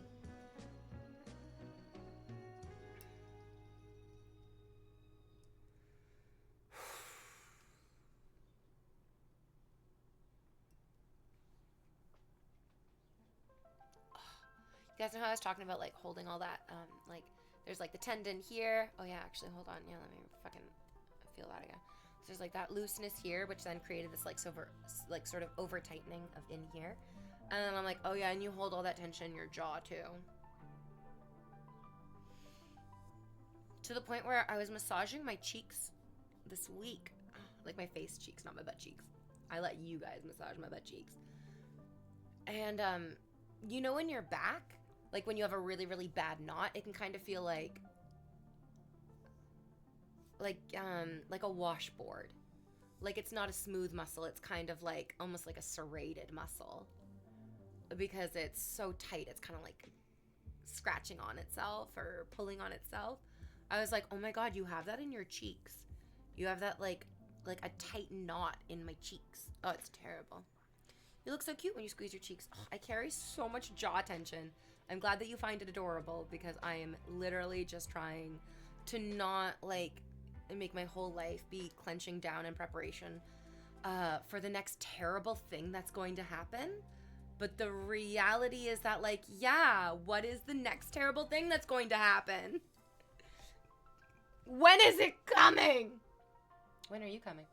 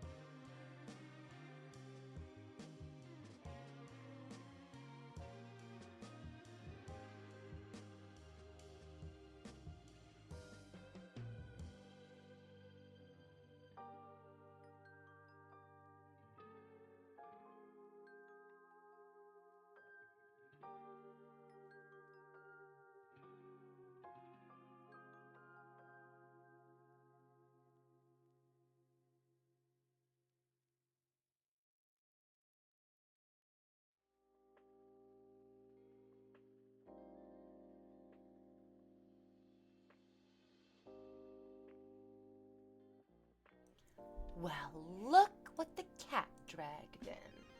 Shogun Rommel. Hello. Hello, hello, hello. I'm back. I ate some crackers and hummus. One of the greatest joys of my life is eating food that my dog spits out.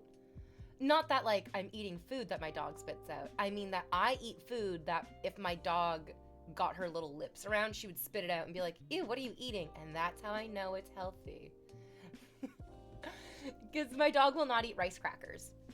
If you put a rice cracker in my dog's mouth, my dog will be like, this is a rock. Mother eats rocks? Mother loves to eat a rock, apparently. And so I love a rice cracker. I really, really do. I buy them. Like, every time I go to get groceries, I'm just like, okay, so 3 boxes of Triscuits, 3 boxes of, they're called Good Thins. They're just rice crackers. Just fucking tiny little rice crackers. And then hummus and baba ganoush. And that is my go-to fucking snack because when I was in my 20s, I liked chips and dip. Your 20s is figuring out what you fucking love. I think your 30s is figuring out how to live with what you want. Because you cannot have what you love anymore. It's gone. Your 20s are over. That's done now. You need to start focusing on what you need to live with. And yeah, in your 30s, you have to start figuring out what you can fucking live with. And I can't live with eating chips all the time. I actually can't. It will make me fat. There's a great Kurzgesagt video, although they're not perfect, and like they know they're not perfect. There's a great Kurzgesagt video talking about exercise and how with like new information from new studies, we're sort of realizing that like basically your weight is almost entirely what you eat. Like it has, do you want to come up? Come on up. There's room over here for you. Your body apparently has a sort of set amount of calories that it wants to burn every single day. And when you exercise, you're not actually burning more calories every single day, not really. You're usually burning about the same amount of calories whether you're exercising or not. But how many calories your body stores versus how much calories your body is burning is kind of a set thing basically until, and people like to think or talk about that they're like, oh, your metabolism changes so much like at the end of your 20s or at the end of your teens or in the beginning of your 30s. But apparently your metabolism doesn't actually change in your body until you're in your like 60s or 70s when it becomes like a lot harder to keep fat on your body. It's really hard to, most people who have a lot of fat on their bodies don't get to live that long. Are you sniffing the microphone? Do you want to talk into the microphone? Speak to them, my love. Speak to them. Tell them your thoughts. Oh, no, now she's shy. Never mind. Put her away. Don't be shy. See, it's okay. So exercise is really, really good for you. Like, exercise is amazing for you, but not because it's going to make you lose weight. Exercise is good for you because basically one of the clearest indicators on are you doing okay is your heart rate variable. And that means how does your heart rate change with the way that you're breathing? In very healthy people, when their breath becomes different, their heart beats in good response. When their breaths become more shallow, when their breaths become faster, the heart responds in an appropriate way that syncs up with the breath. So that the way that you're breathing is supported by the way that your heart is pumping. And that way you are able to move, react, think, feel, access the parts of your body and brain, circulatory system that you need to survive. But in dysregulated people, which is kind of most of us, or at least people who aren't doing yoga. So you're wondering, am I a dysregulated person or not? Do you do yoga like several times a week? Are you exercising several times a week? Are you meditating several times a week? Because the reality is, in 2025, as an adult, if you're not doing one of those things, you might be a little bit dysregulated. Your heart and your lungs might not be in perfect sync. Because the only way that we really know as humans how to sync up our heart and our lungs is by doing these things. And you do not sync up your heart rate and your breathing capacity with your lungs by going to work or transiting to or from work or dealing with stressful family issues or dealing with stressful social issues. It's Diz! They've been here for 32 months. Yeah, the dog's here. She's so fluffy and so soft. Exercise is what regulates your ability to function.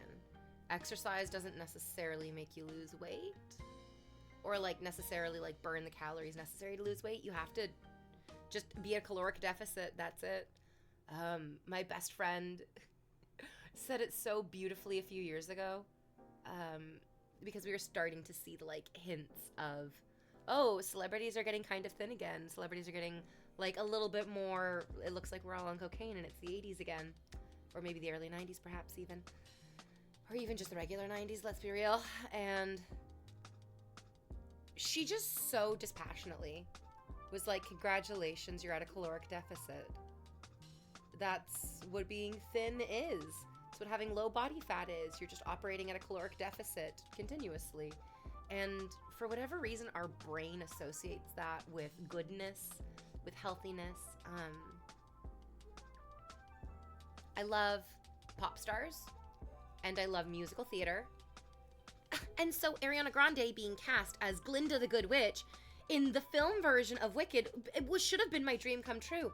I was actually so excited. I was like, oh my gosh, this could be phenomenal. This could be amazing. I could really, really enjoy this. And Ariana Grande has really exemplified the turn towards hyper thinness that we see in Hollywood. Whether she is making a decision to do this or whether it's happening unconsciously, and it's rude of me to point it out in that case. I admit that could be true. But it's hard to ignore, and it's permeating like more than just my bubbles of awareness, which is just like, I love pop stars, I love pop culture, I love musicals. Please don't, oh, your silly little butt, sitting your silly little butt on me. It's more than just me now who's noticing that, and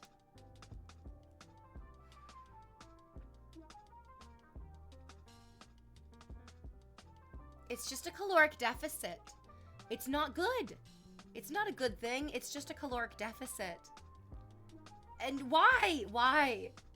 When so many of our ancestors worked so hard to give us abundance. Abundance. The dog. When did Stream Elements let you donate with a pay in 3? What the fuck? Very tempting. What's a pay in 3? Secret Genesis, welcome back for 19 months. What do you think about famous body positive advocates going on Ozempic and all that? Oh, I mean, I just read an article about how Ozempic might help prevent Alzheimer's or dementia. The reality is that being obese and having an inappropriate amount of stored caloric energy on your body, there's definitely that's not good either. Being overweight is just as dangerous as being underweight.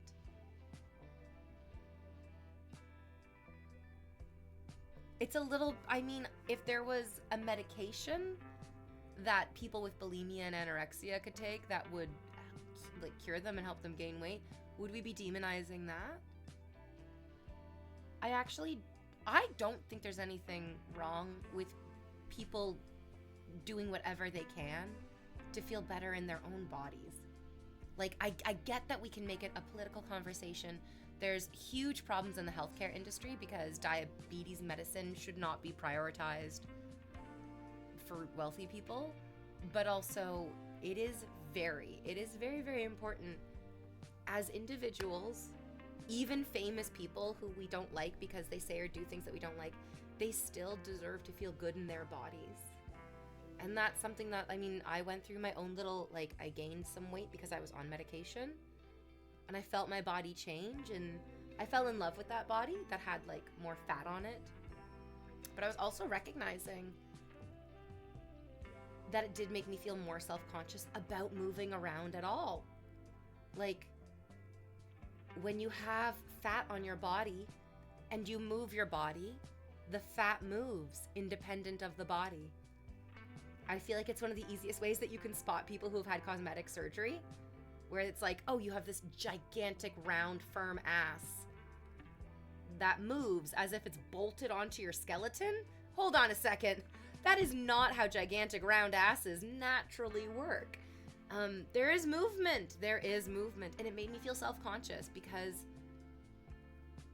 the fat on your body can feel a little bit alien to your body. You can feel where, I mean, I hope we can feel where our skeletons, our muscles, and yes, the fat on our body is. And there still is fat on my body now, like, absolutely. I'm not trying to be at 0% body fat. That would be very unhealthy and also just personally not attractive to me. But what's so strange and kind of frustrating is that looking at my own body on camera, looking at my body through the eye of an audience member instead of just a person that I am inside my body, I'm like, oh my God. You can be very thin in real life and still look fat on TV. And that's such a mind fuck. It's not great. Because the reality is we're so used to seeing people, especially women, on TV with 0% body fat. And so that seems normal. To the point where a woman with any percentage of body fat above 0, it becomes like this black and white thing where, like, Florence Pugh is not fat, but she gets a lot of body shaming comments as if she is, because she doesn't have 0% body fat. She has something, I don't know, maybe like 7 or 8, maybe 9, 10% body fat. Who knows what her percentage is? It's not absolutely 0, and it's definitely not 100, but people react as if Florence Pugh is fat just because she doesn't have 0% fat. And then I feel like I had that same thing where, like, I put on 20 pounds. I didn't actually get fat. I was still a size medium. But people were like, you're so fat every day. Every day you're so fat, which is crazy. People body shame Florence Pugh. People body shame everyone. Rightus, I think you might have been too young, but look up the picture of Jessica Simpson with the leopard print belt and the high-waisted jeans.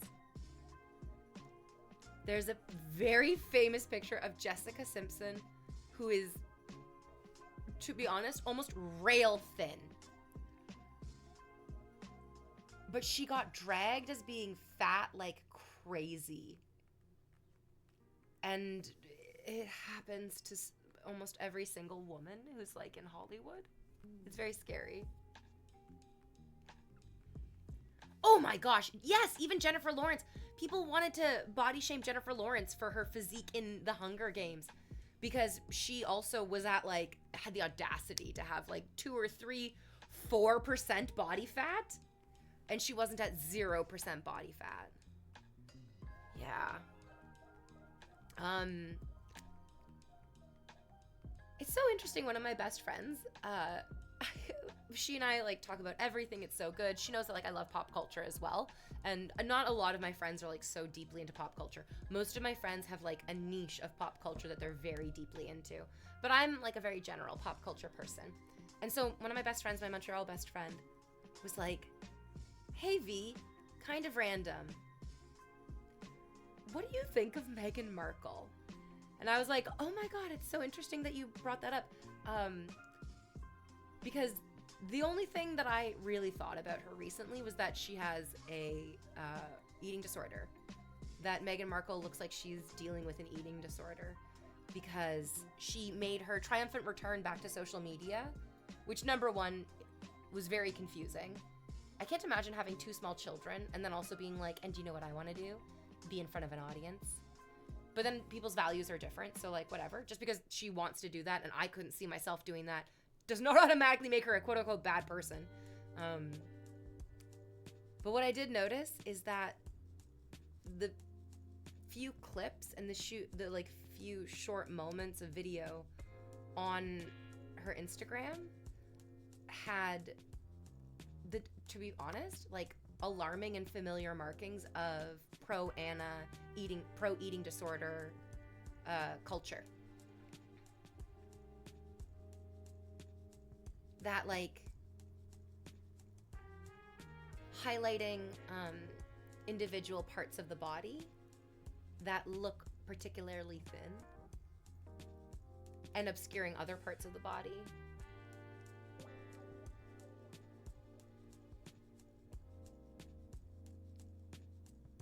There was like a picture that she posted and it's of her from behind and she's holding one of her children and then her other child is grabbing onto her leg and she's wearing a pair of jeans that I don't even think I could fit onto my arm. They're so thin and small, and even inside of those very small thin jeans, her leg is just like nothing, like her kid is holding on to it and you can tell that she's so thin. She's so thin. And I can't help but feel alarmed. It scares me. It's so, because I have these thoughts and feelings in my own mind where I'm like, lose weight, V. Be thin, V. Be beautiful and young and thin forever, V. And I recognize that those thoughts are holding me back and they are not thoughts that are going to bring me forward into happiness. And then I think, what does forward into happiness look like? And what's so difficult is that our society has created this like really, really terrible carrot and stick situation where it's like, okay, well, my forward into happiness looks like the people that we idealize in our culture, perhaps celebrities. Oh shit, these celebrities seem miserable, starving themselves to death, and trapped in this idea that they need to remain beautiful and young and thin forever. Okay, what does my idea of happiness look like then? And like, is my idea of happiness becoming old and disgusting and less popular? Yes! Yes, it is! Oh my God, yes, it is! And I wish that we had more role models of that, because it's like aiming for an impossible fucking target. I often try to just remember Betty White. I'm like, Betty White, yes, this is how I want to be. I want to be especially kind. I want to be especially old. I don't want to have to feel like my importance is because I am young and thin and young. I want to be able to be old and wrinkly and still have people love me like Betty White. But there was literally only one Betty White, and there's like so many other people who feel like they're really moving away from the same trajectory of their audiences. And it makes their audiences feel trajectionless. Wayward. I feel wayward. You know, I wanted to chat a few days ago. You were discussing important political topics. I just wanted to say that I appreciate using your platform for that. It's mostly just me airing my thoughts and feelings. I don't think that my thoughts and feelings will change other people's minds, but I do hope that my thoughts and feelings will resonate with other people's thoughts and feelings, even if like they don't say or do anything. Mostly just about creating a sense of belonging with our values, I think, is what I like to do in my stream. I'm glad that you appreciate that too. It's ridiculous. Most people wouldn't be able to tell the difference between 0% and 4%. I just was just guessing numbers, you know what I mean? And like there isn't. But then on camera, these things feel very obvious. And when you're on camera, in front of cameras, they notice these things and then it feels like this is what the truth is rather than this is just what we are seeing. I thought you meant Angela Merkel up until 5 seconds ago. Megan? What? Angela and Megan? Getting mixed up? No. Oh yeah, that picture is alarming. It's Yeah, it is.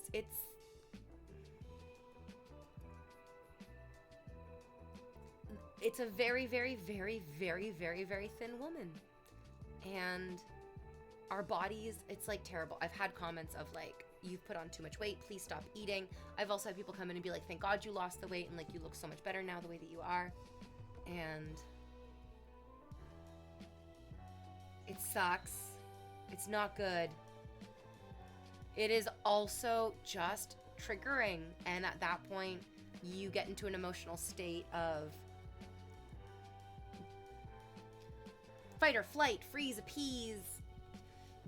Oh, I hate this. I'm having like a big negative reaction to it. Ugh. Our own brains are our own worst enemies. It'd be great if we could just like fight the physical embodiment of our anxieties, like in Fantastic Journey.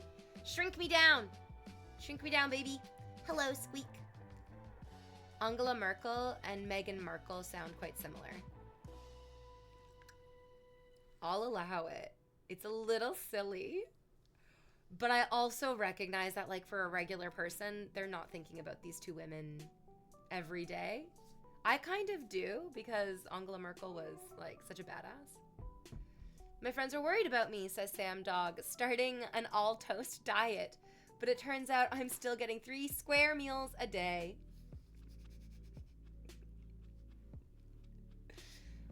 Do you guys remember the first time you had like Japanese or Asian style grilled cheese? In bubble tea houses, they have a specialty often where they'll make, it's almost like French toast, but I think they use condensed milk to make the bread, and then they make grilled cheese inside of it, so it's like sweet and savory, and it goes really well with bubble tea, and it's so fucking good. And I had a crush on this guy in high school, and he was so sweet. He was such a sweetheart. He really did give me a chance. He like took me out on a little date, like picked me up in his car. He taught me one of the most valuable life lessons that I still think of to this day. He told me that no matter what, every time you see a cop, you never react at all. And you have to practice never reacting to seeing cops ever.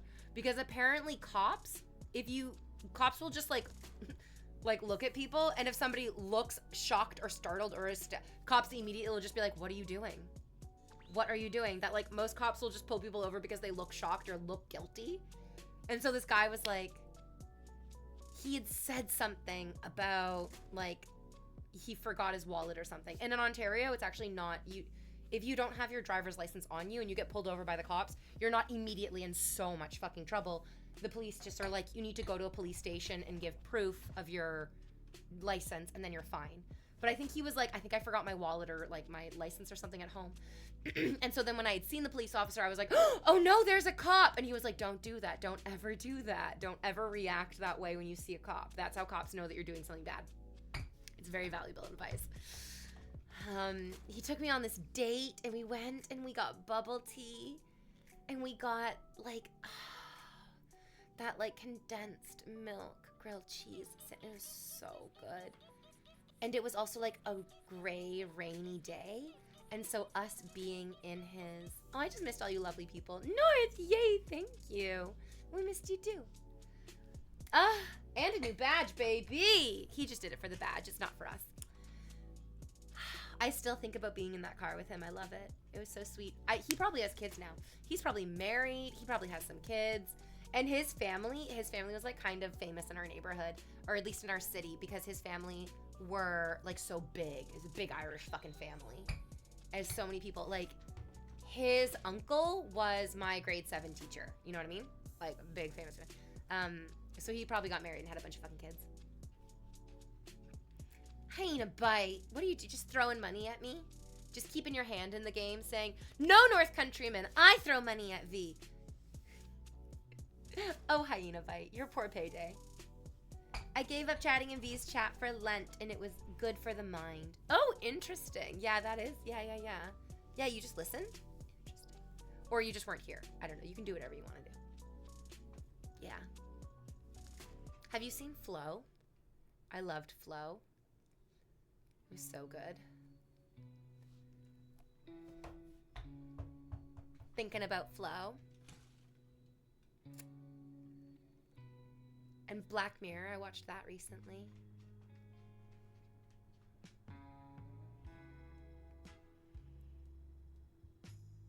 I've also just like been really loving old, like the first couple seasons of SpongeBob SquarePants.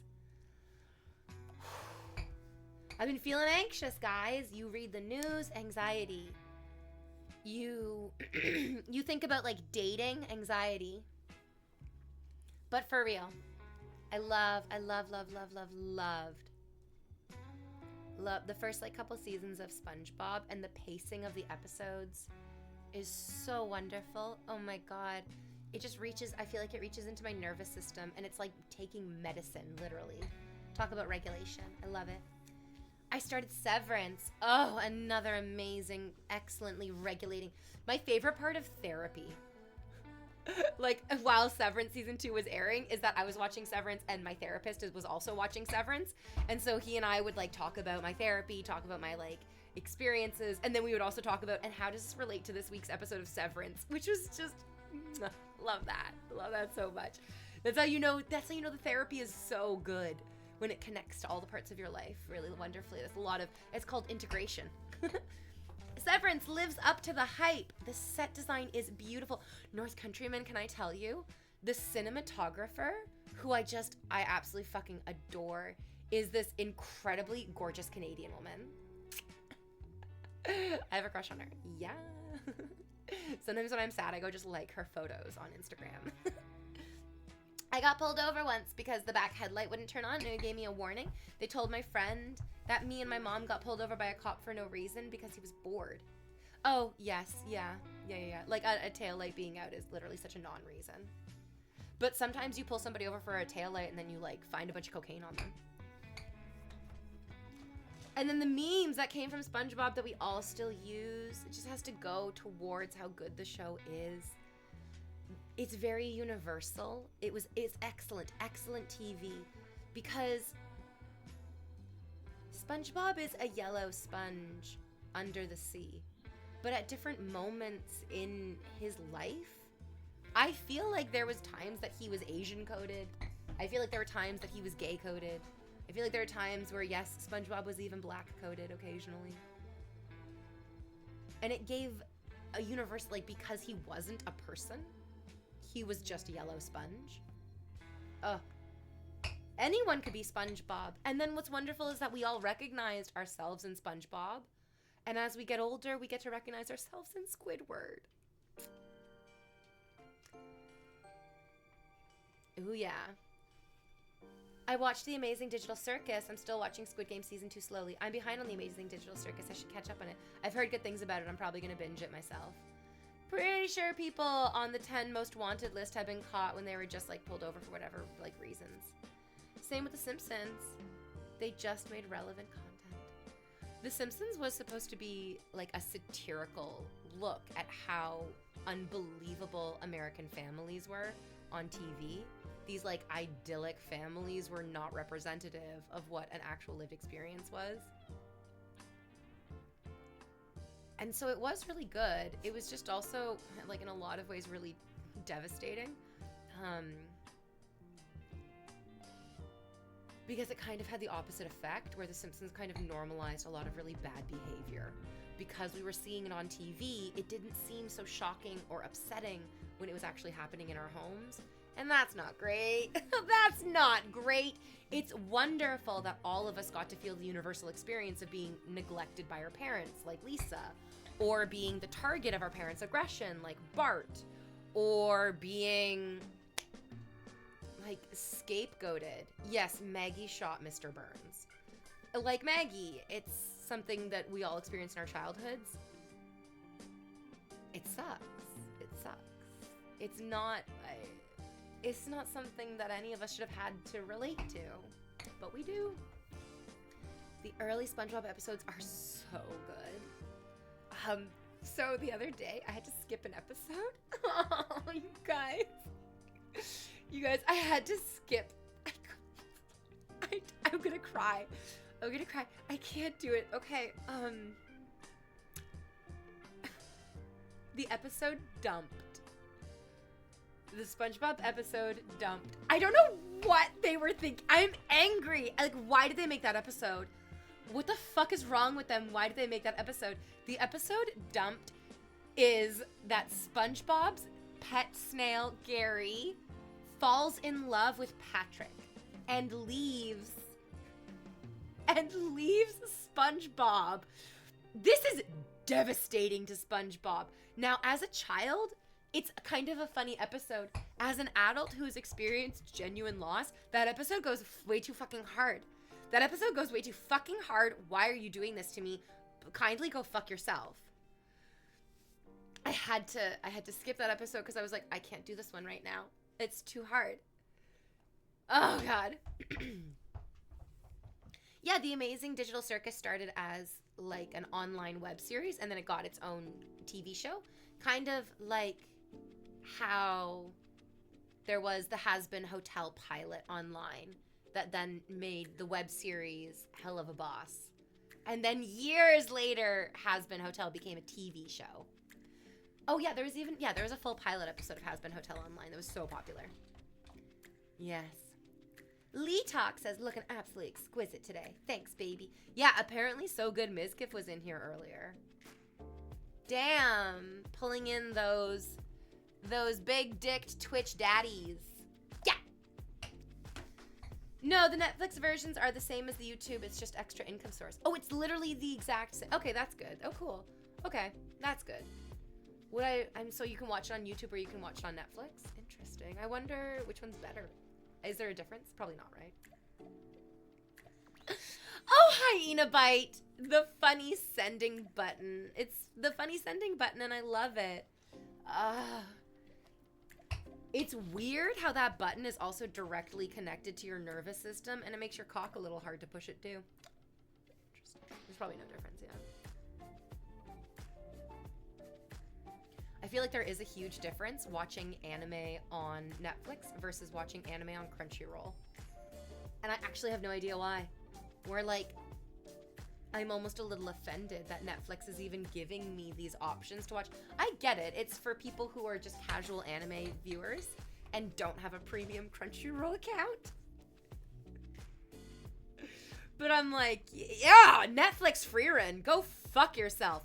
Crunchyroll free run. Hello. Hi.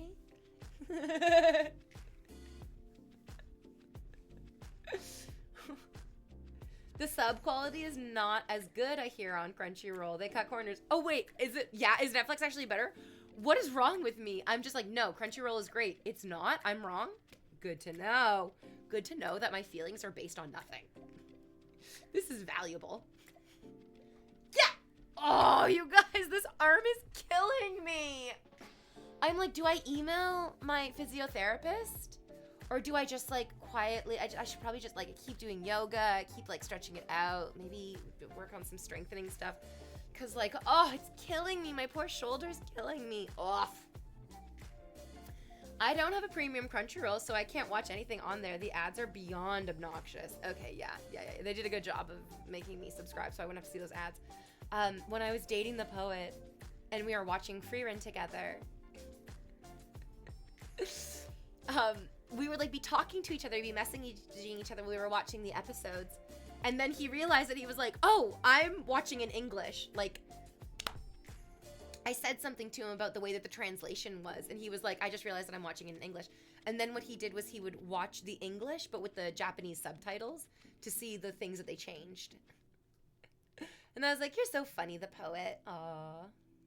Ugh, and Fetch. I missed Fetch, too. It's the same 4 ads 3 times per 20-minute episode. Like, they played the same ad over and over and over again to the point that it's like, okay, I have this memorized now, and I've watched 1 episode of an anime. Live action Gold Kamuy on Netflix, the anime on Crunchyroll afterwards. Is that Golden Rider? Is Kamuy a writer?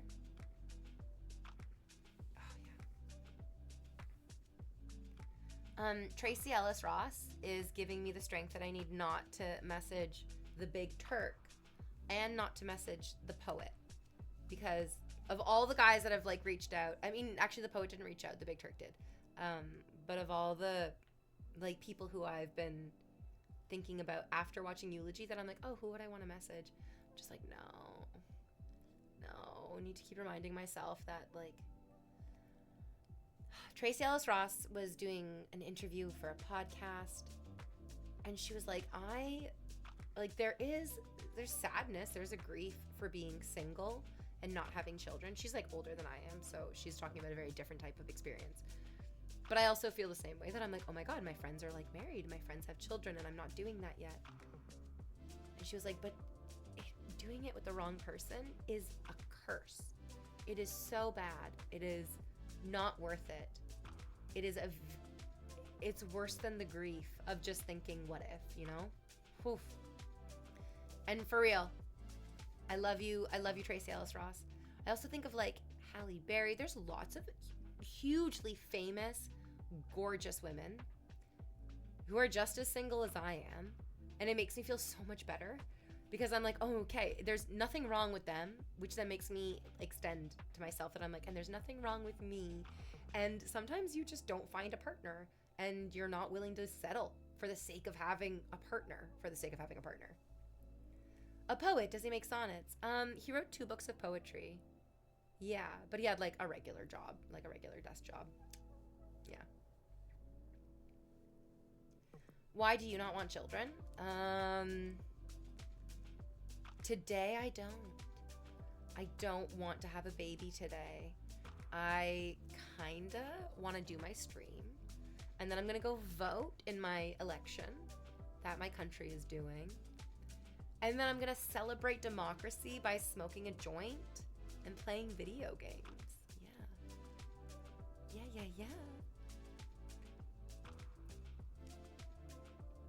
Hey, yeah, time traveler. You're not allowed to say negative things about other streamers in my stream. We don't play that way. Does employ smileys and... Oh, wait, similes in metaphor, not smileys. Similes in metaphors. Forgetting the people who I had the urge to message again made me happier. I've got good people already in my life. Why dig into the past for something that will never be as good as it was the first time I was talking to them?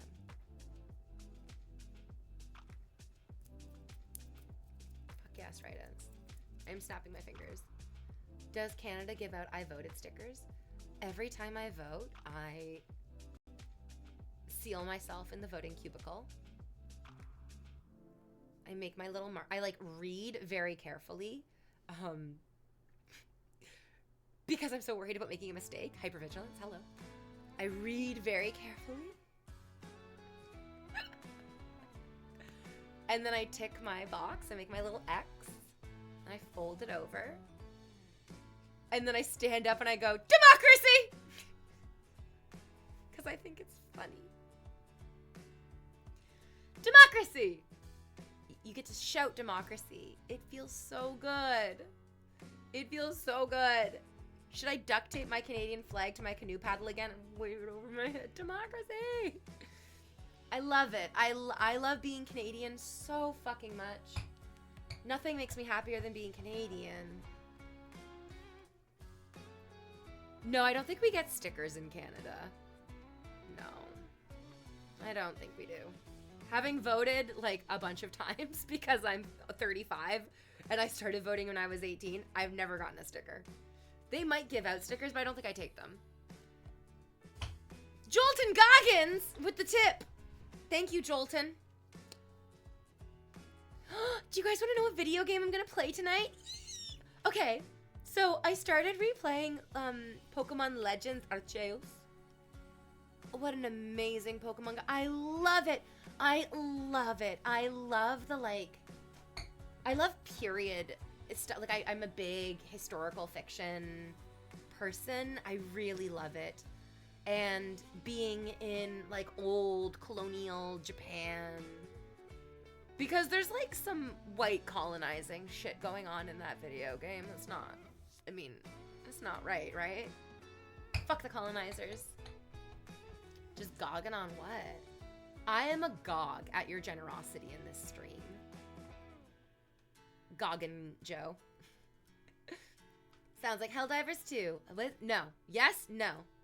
Oh, democracy sounds like Helldivers 2. Oh, I thought you meant that Pokemon Arceus sounds like Helldivers 2. I was like, I don't think they do. But democracy, yeah! I don't know why the voting places here do the stupidest thing. If it's your first time voting at 18, they all start clapping loudly and ceremoniously and give you a copy of the Constitution. What? Oh my god, you get a copy of the Constitution when you vote for the first time at 18? That's fucking amazing. Wait, I love that. I feel like people would be a lot more... I mean, if you had the physical Constitution handed to you upon your, like, acceptance into adult society, I feel like people might care more about the Constitution.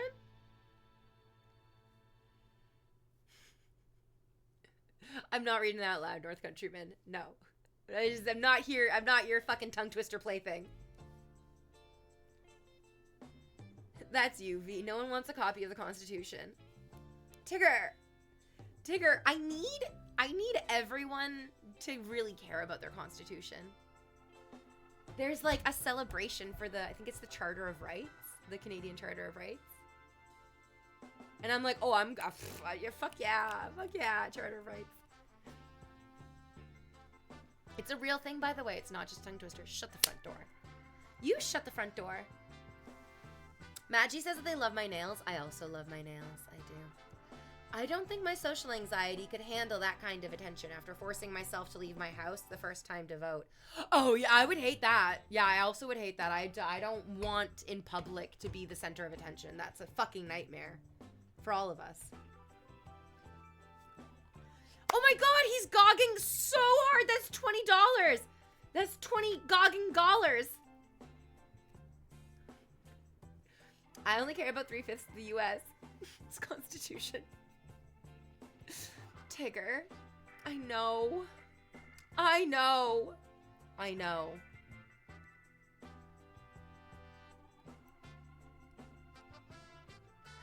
Because the truth is, the time to fight was during the Black Lives Matter protest. That was it. That was when the entire country was supposed to be fucking mobilized. That was the opportunity. I was talking earlier, I don't know if you were here, about how nobody is going to give you space or permission to be angry. And so you need to make space and you need to give yourself permission to be angry. And it was the George Floyd protest. That's when people were like, you know what? It's time for us to be angry. And every single American needed to be angry. And you were failed by a lot of your countrymen in that moment. In a really frustrating way. And now it's April 2025. And here we are. And I feel like it's hard to argue when somebody's like, I only care about 3/5 of the Constitution. And for good reason. And for good reason.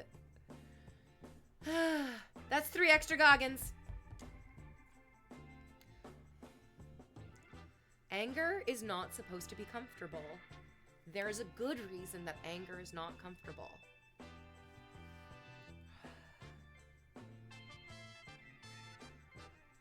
But now we're all going to be real uncomfortable. Oh my god. I'll send, you know what, moderators, American moderators, you give me your address and I will send you eggs. It's free of charge eggs. Will I go to jail for that? Is that illegal? Have I done an illegality? If I just mailed you some eggs? I love you and I want you guys to have eggs. Looking it up since... Yeah, now from the 1990s, I can see the hype for the new voters. Fuck yeah. I held a message for using a blocked term. In the States, the KKK just swapped their white masks for cop hats. You know what? It's even worse than that. The KKK wore those hoods to cover their faces because they were already police officers, because they were already judges and lawyers, because they were already politicians and senators, governors, mayors themselves. That's why the KKK covered their faces, is because those racist, despicable, revolting scoundrels had already sickeningly placed themselves into positions of power in society And that wasn't even enough for them. They also needed to create a terrorizing inequality in like the fucking backyards of their goddamn neighbors.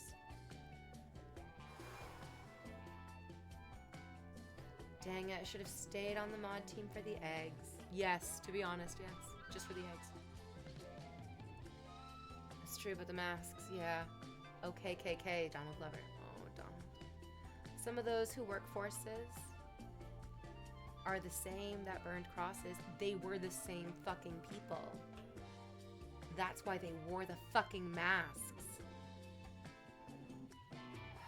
Because they were two-faced. They were genuinely two-faced. In the 19-teens, there were 4 states that were just like openly run by them.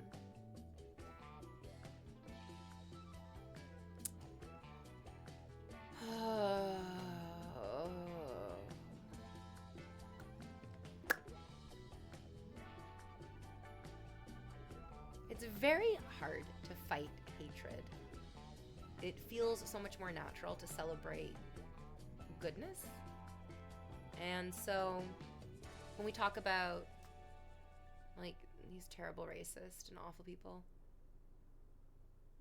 I don't know if it's a good thing, or I don't know if it's like a cognitive dissonance. It's probably not a great habit that I immediately just want to like think of something nicer. I'm just like, I love Kendrick Lamar. I love the music and the artistry that he's brought into the world. And I love that he does it with passion because of his understanding of these systems of oppression. And that passion is beautiful, and that art is exquisite and transformative. It's also really sad and frustrating because I guarantee you he could create just as much beautiful art without being called the N-word. You know? But he still creates beautiful art out of those circumstances. It's really frustrating. I don't want to like diminish the terribleness of this system by saying, but the art is so good. Because it's like, the art would be good without the fucking hatred. It's not like you need the hatred to make the art good. Absolutely fucking not. There are so many privileged Nepo babies who make great fucking art too. They don't have to deal with those types of degrading interactions. Hey, Val. You gotta relax. You gotta leave it. There's nobody out there making me angry. It's systemic racism making me angry, and that's inside of all of us, unfortunately. You can't bark that away, Val. Val, you can't bark it away. You gotta go in the kitchen. You gotta go in the kitchen, Val. Val, get in the kitchen. You guys, I need more crackers. Exactly, it's break time. I need more crackers. I guess I'll read the rest of these comments before I go. Fascism is the resounding victory of the doom of everyone. But also humanity has always fucking toyed with the idea of Big Brother. And we pull ourselves back from it consistently as well. Just as consistently as we toy with it. The shared feeling of impending doom is something I hope unites, but I don't know if we're past the hope of unity, though. There is unity. There absolutely is unity. What's happening in the United States is not the entire world. It is just the United States. And that's terrifying, isolating, but also gives you power because you can change it. United States, you can change it. Sometimes suffering is good. I mean, I don't like that, but I also don't think I need to argue with you.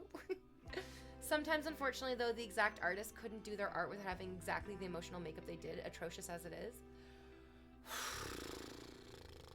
I guess. On a happier note, Good Friday was also the date of Good Friday Agreement in 1998 that effectively ended a generation of conflict in Northern Ireland. Hooray! It feels awful, but it can be needed, yeah? It shows everyone's insides. Hi, V. What's good, Nick? Whatever happened to the winds of change? Oh, they're blowing. They blow. Don't get distracted. Go take your break. Any crackers? Crackers! Need to go crunch some crackers. Oh my goodness.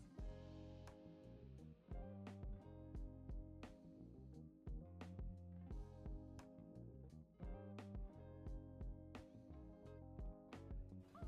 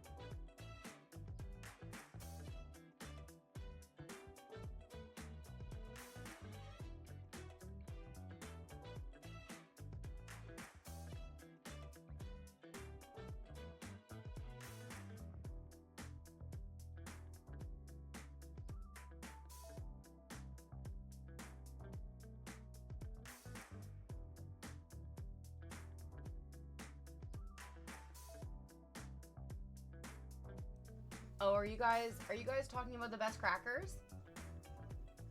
Not the like racial word.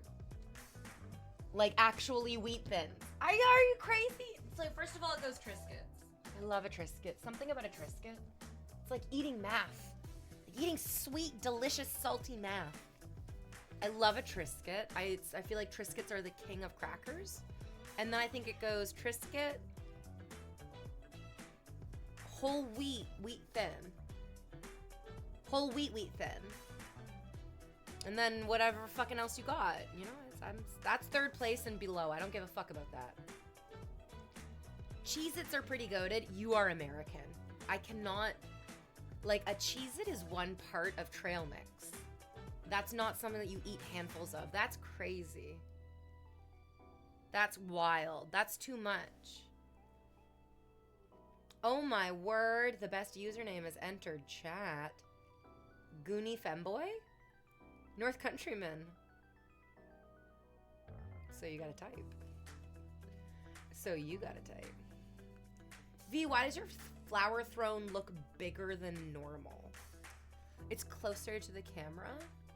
Sometimes I push the seat like way back, but I pulled this chair out because I wanted to like have the light from the window when I was sitting in that chair.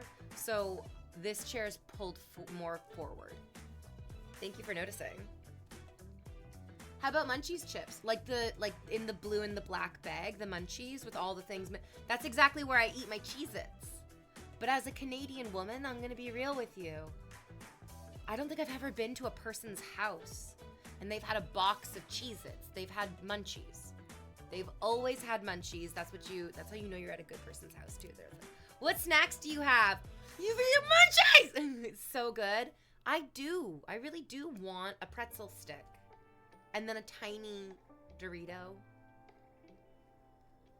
And then that spicy O. I want it. And I want them in that order.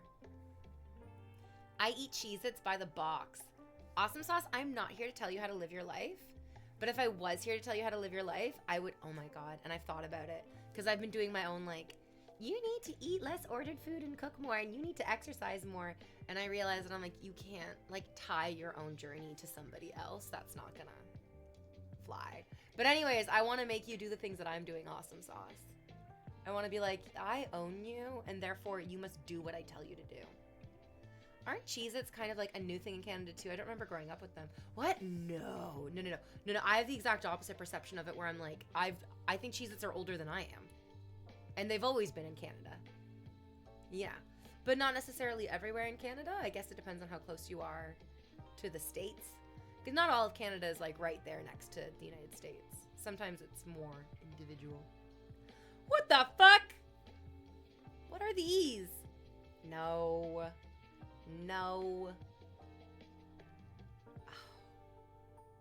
Everybody deserves a Triscuit.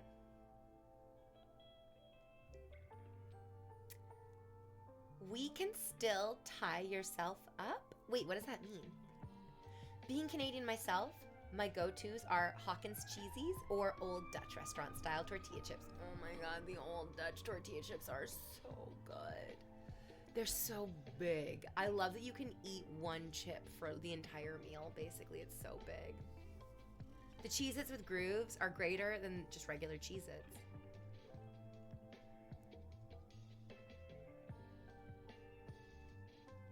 No, guys. Oh, Weasel! Weasel, if you please'll. Good day, my queen. Hello. Cheez-Its are good, but damn, they're expensive. Hold on. Is there something wrong with me? Where I'm like, that's way too much flavor. That I couldn't do more. Oh, my ride's here. I gotta go. I couldn't do more than like 3 mouthfuls of Cheez-Its before I'm like, my mouth is coated with artificial, like, thick cheese cracker powder in my face whole mouth. And my mouth is nothing but cheese cracker. I'm just like, that's too much. That's too much. I want less artificial flavor, and I want more natural. Like, I do like the crunch of it. I really, really do. I think I don't like it when the flavoring outweighs the intensity of the, like, to be real, for me, it's just about the texture. I love the texture. Oh, your anklet is so cute. It has stars and moons on it. I think I need a new one because one of them fell off, though. Like, there's supposed to be a moon right here, but there's not. There's one missing right here. I'll put it on my wish list and you guys can buy it for me for my birthday. I feel the same way with chips. That, like, my favorite type of chip is just like a plain regular chip. I don't like, if you gave me the option of like, you can have these like salt and vinegar, or you can have these, I don't know, what are other flavors? Sour cream and onion. You can have these. Oh, in Canada, we love ketchup chips. We also love everything chips, which a lot of people fucking hate and find disgusting, but I'm also like, no, I just love a plain fucking chip. I love the texture. I love the crunch. And artificial flavors are overwhelming in a bad way. But this is all to say, I can't just eat chips all the time because that's not good for me. That's not healthy. Like, you can't be overloading your body with extra calories, especially bad calories. Oh, shit, you guys. Get this. Oh. My massage therapist was just, like, shooting the shit with me. We're, like, having a good chat. She's giving me my massage, and we're talking. And she was telling me how a friend of hers, maybe less of a friend now, feels like drinking water is kind of empty. Like, it's an empty experience drinking water for their baby child, their like toddler, little 2-year-old daughter. So they only let their little 2-year-old daughter drink coconut water. No. Like, I couldn't believe it. I can't, it's so shocking to me. I was like holding back from being like, that's child abuse, because I'm exaggerating a little bit, but crazy that like, well, drinking just plain water, this family feels like it's kind of empty. And so they're like, we're gonna just give our daughter coconut water because it has like some calories, because it has like minerals, maybe nutrients, they think. I'm like, this is just coconut water. It's mostly just water and sugar. Usually, like, most coconut water just has a lot of sugar. And like enough sugar in coconut water for it to be equivalent to juice, basically, or pop. I told her, I was like, have you mentioned to this family that the human body is mostly, and she was like, yes, I have. And she's like, these are smart people. I don't understand. But even they themselves are, I think it's like, do you guys know anyone who just doesn't like to drink water? Because I've definitely known people who have been like, oh, I hate the taste of water, or like, I don't want water. Which is psychotic to me because I fucking love water. I was saying to my massage therapist, I was like, I feel so bad for this kid because her parents are denying her one of the greatest pleasures that any human can ever have in their entire life, which is waking up at night and then drinking a cold cup of water. Like, that's what keeps me going, people, is that maybe at some point in the future I'll wake up and I'll have that really fucking crisp, cold sip of water. I fucking love it. I love water. And I do feel bad for people who are like, I don't like water. It sucks. I feel kind of bad because I'm like, if I have kids, I'm definitely going to be like, you need to like water, please. Oh God. Coconut has laxative properties also. Fun. I don't understand because drinking water feels so good. Yeah. Okay, here, Tigger. I'm not the biggest fan of like water. I don't want to drink a bunch of water, but I drink 4 liters a day just because I know I should. Yes, that's the thing, Tigger. It's absolutely also very reasonable to be like, I don't really want to drink a whole bunch of just like fucking water all the time, but I know that I need to. And like, yeah, I love it. You know I love it. You know I love it. I sit in that chair every morning, put my little water bottle on my chest like this, and I read. I just sit here and I drink my water and I read.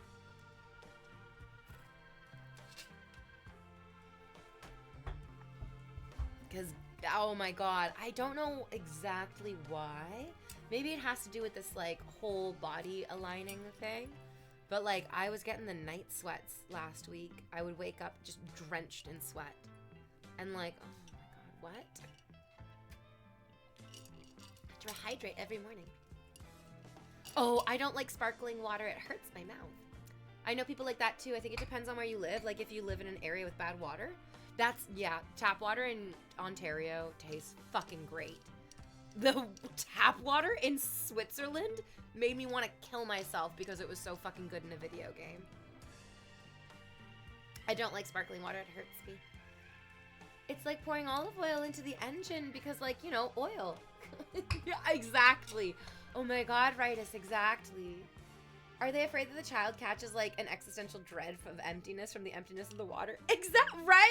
One's like, give your child water! Water can smell different from the tab depending on the region. My great-grandma could never drink water in Iceland due to the sulfuric smell. Oh, interesting. You know what? There's definitely some like sulfur in some of the water near the like active volcano parts in the Azores. Actually, no, I don't think any of the volcanoes are active in the Azores, but they had like hot springs where there was like lots of sulfur there. I kind of liked it. I was like, oh, it's like eggs. It's real eggy. I like it. Because I know that it's not rotten eggs. It's really interesting that like the smell isn't pleasant, but the knowledge that it's not rotten eggs. If it was rotten eggs, I'd be like, oh, that's disgusting. Rotting things, stinking, gives me this deep revulsion. But when I went in the Azores to that, like, to the hot springs and to the extinct volcano, which also really reeked of fucking sulfur, I liked it. I really liked it. I don't know why. It made my blood feel happy. I love drinking iced tea, flavored water, only like water I like the taste of is increased like pH water. Regular water is just so bland. There is like a flatness to some water that is disgusting and awful. Yeah, I wonder what makes Ontario water taste so good. Life hack, slice cucumbers, freeze them into ice cubes and use those. That's so true. Throw a little fucking lemon in that water. Throw a little cucumber in that water. That's some gourmet shit right there. Oh, tap water, not tab water. I'm sorry, I'm so stupid. I hope you're having a blessed day. Cause for concern. You as well, my child. Oh yeah, I just like that water. I got into the caffeine-free Gamer Subs, not sponsored. No! No! No, I can't do it. I really can't. I have like a deep personal aversion to any sort of like canned drink that isn't like a fun soda. Yeah. Blech. Any fun weekend plans, V? Oh, I'm actually so excited, you guys! I can't believe I'm saying this, but the advanced polls are open for voting in Ontario right now for our federal election, and I saw posts all over Reddit saying there's lineups out the door for the advanced polls, which is, I've never heard of that before. The idea that together Canadians are becoming serious about our policies, about the way that we are leading not only ourselves, but also the world is actually so exciting. So I'm going to go vote in my own advanced poll in my area today. I am so excited I was kind of just thinking that I would just like go walk up and do it, but I'm like, I'm gonna go stand in line with my fellow neighbors and we're gonna do democracy together. It makes me actually so excited. And then I'm gonna play some video games. I'm gonna go to my favorite cafe and do some reading this weekend. I don't have acting class this Monday because it's Easter, but I do have an acting class. So I'm gonna like work on my script a little bit for my acting class for next week. I'll just be like extra prepared for next weeks afterwards, yeah. And then I don't have any dates or anything planned, so I might take myself out on a date on Sunday night. If you don't have a date this weekend, you can take yourself out on a date on Sunday night. I'll allow it. Yeah. I'm gonna be a poll worker for the first time this year. Yay! Well, they saw what happened to the neighbors who didn't vote well. Rightus? Exactly. It's every Canadian person saw the demographics of how few people voted in the United States and what that meant for their fucking government. I think Canada is just like, yeah, absolutely not. Yeah, absolutely not. Do you think Canada will go more to the right? That was predicted earlier this year. No. No. I don't think that Pierre is very popular. Every word out of his mouth is so fucking repulsive. I think there's a very vocal minority that like what he's saying, but I think even I think even like hardcore conservatives who have been hardcore conservatives their entire lives are very, very offended and off-put by the like cultural rhetoric that the conservative leadership has been using. It was really interesting that somebody in the comment section like said it so astutely. They were like, this is why Doug Ford is the premier of Ontario, because he's like a small c conservative. He's like, let's focus our conservative tactics on like financial conservatism, which is very popular for the vast majority of Canadians, not this like cultural of conservatism that the Americans are doing, which is very un-Canadian, very un-Canadian, very un-Canadian.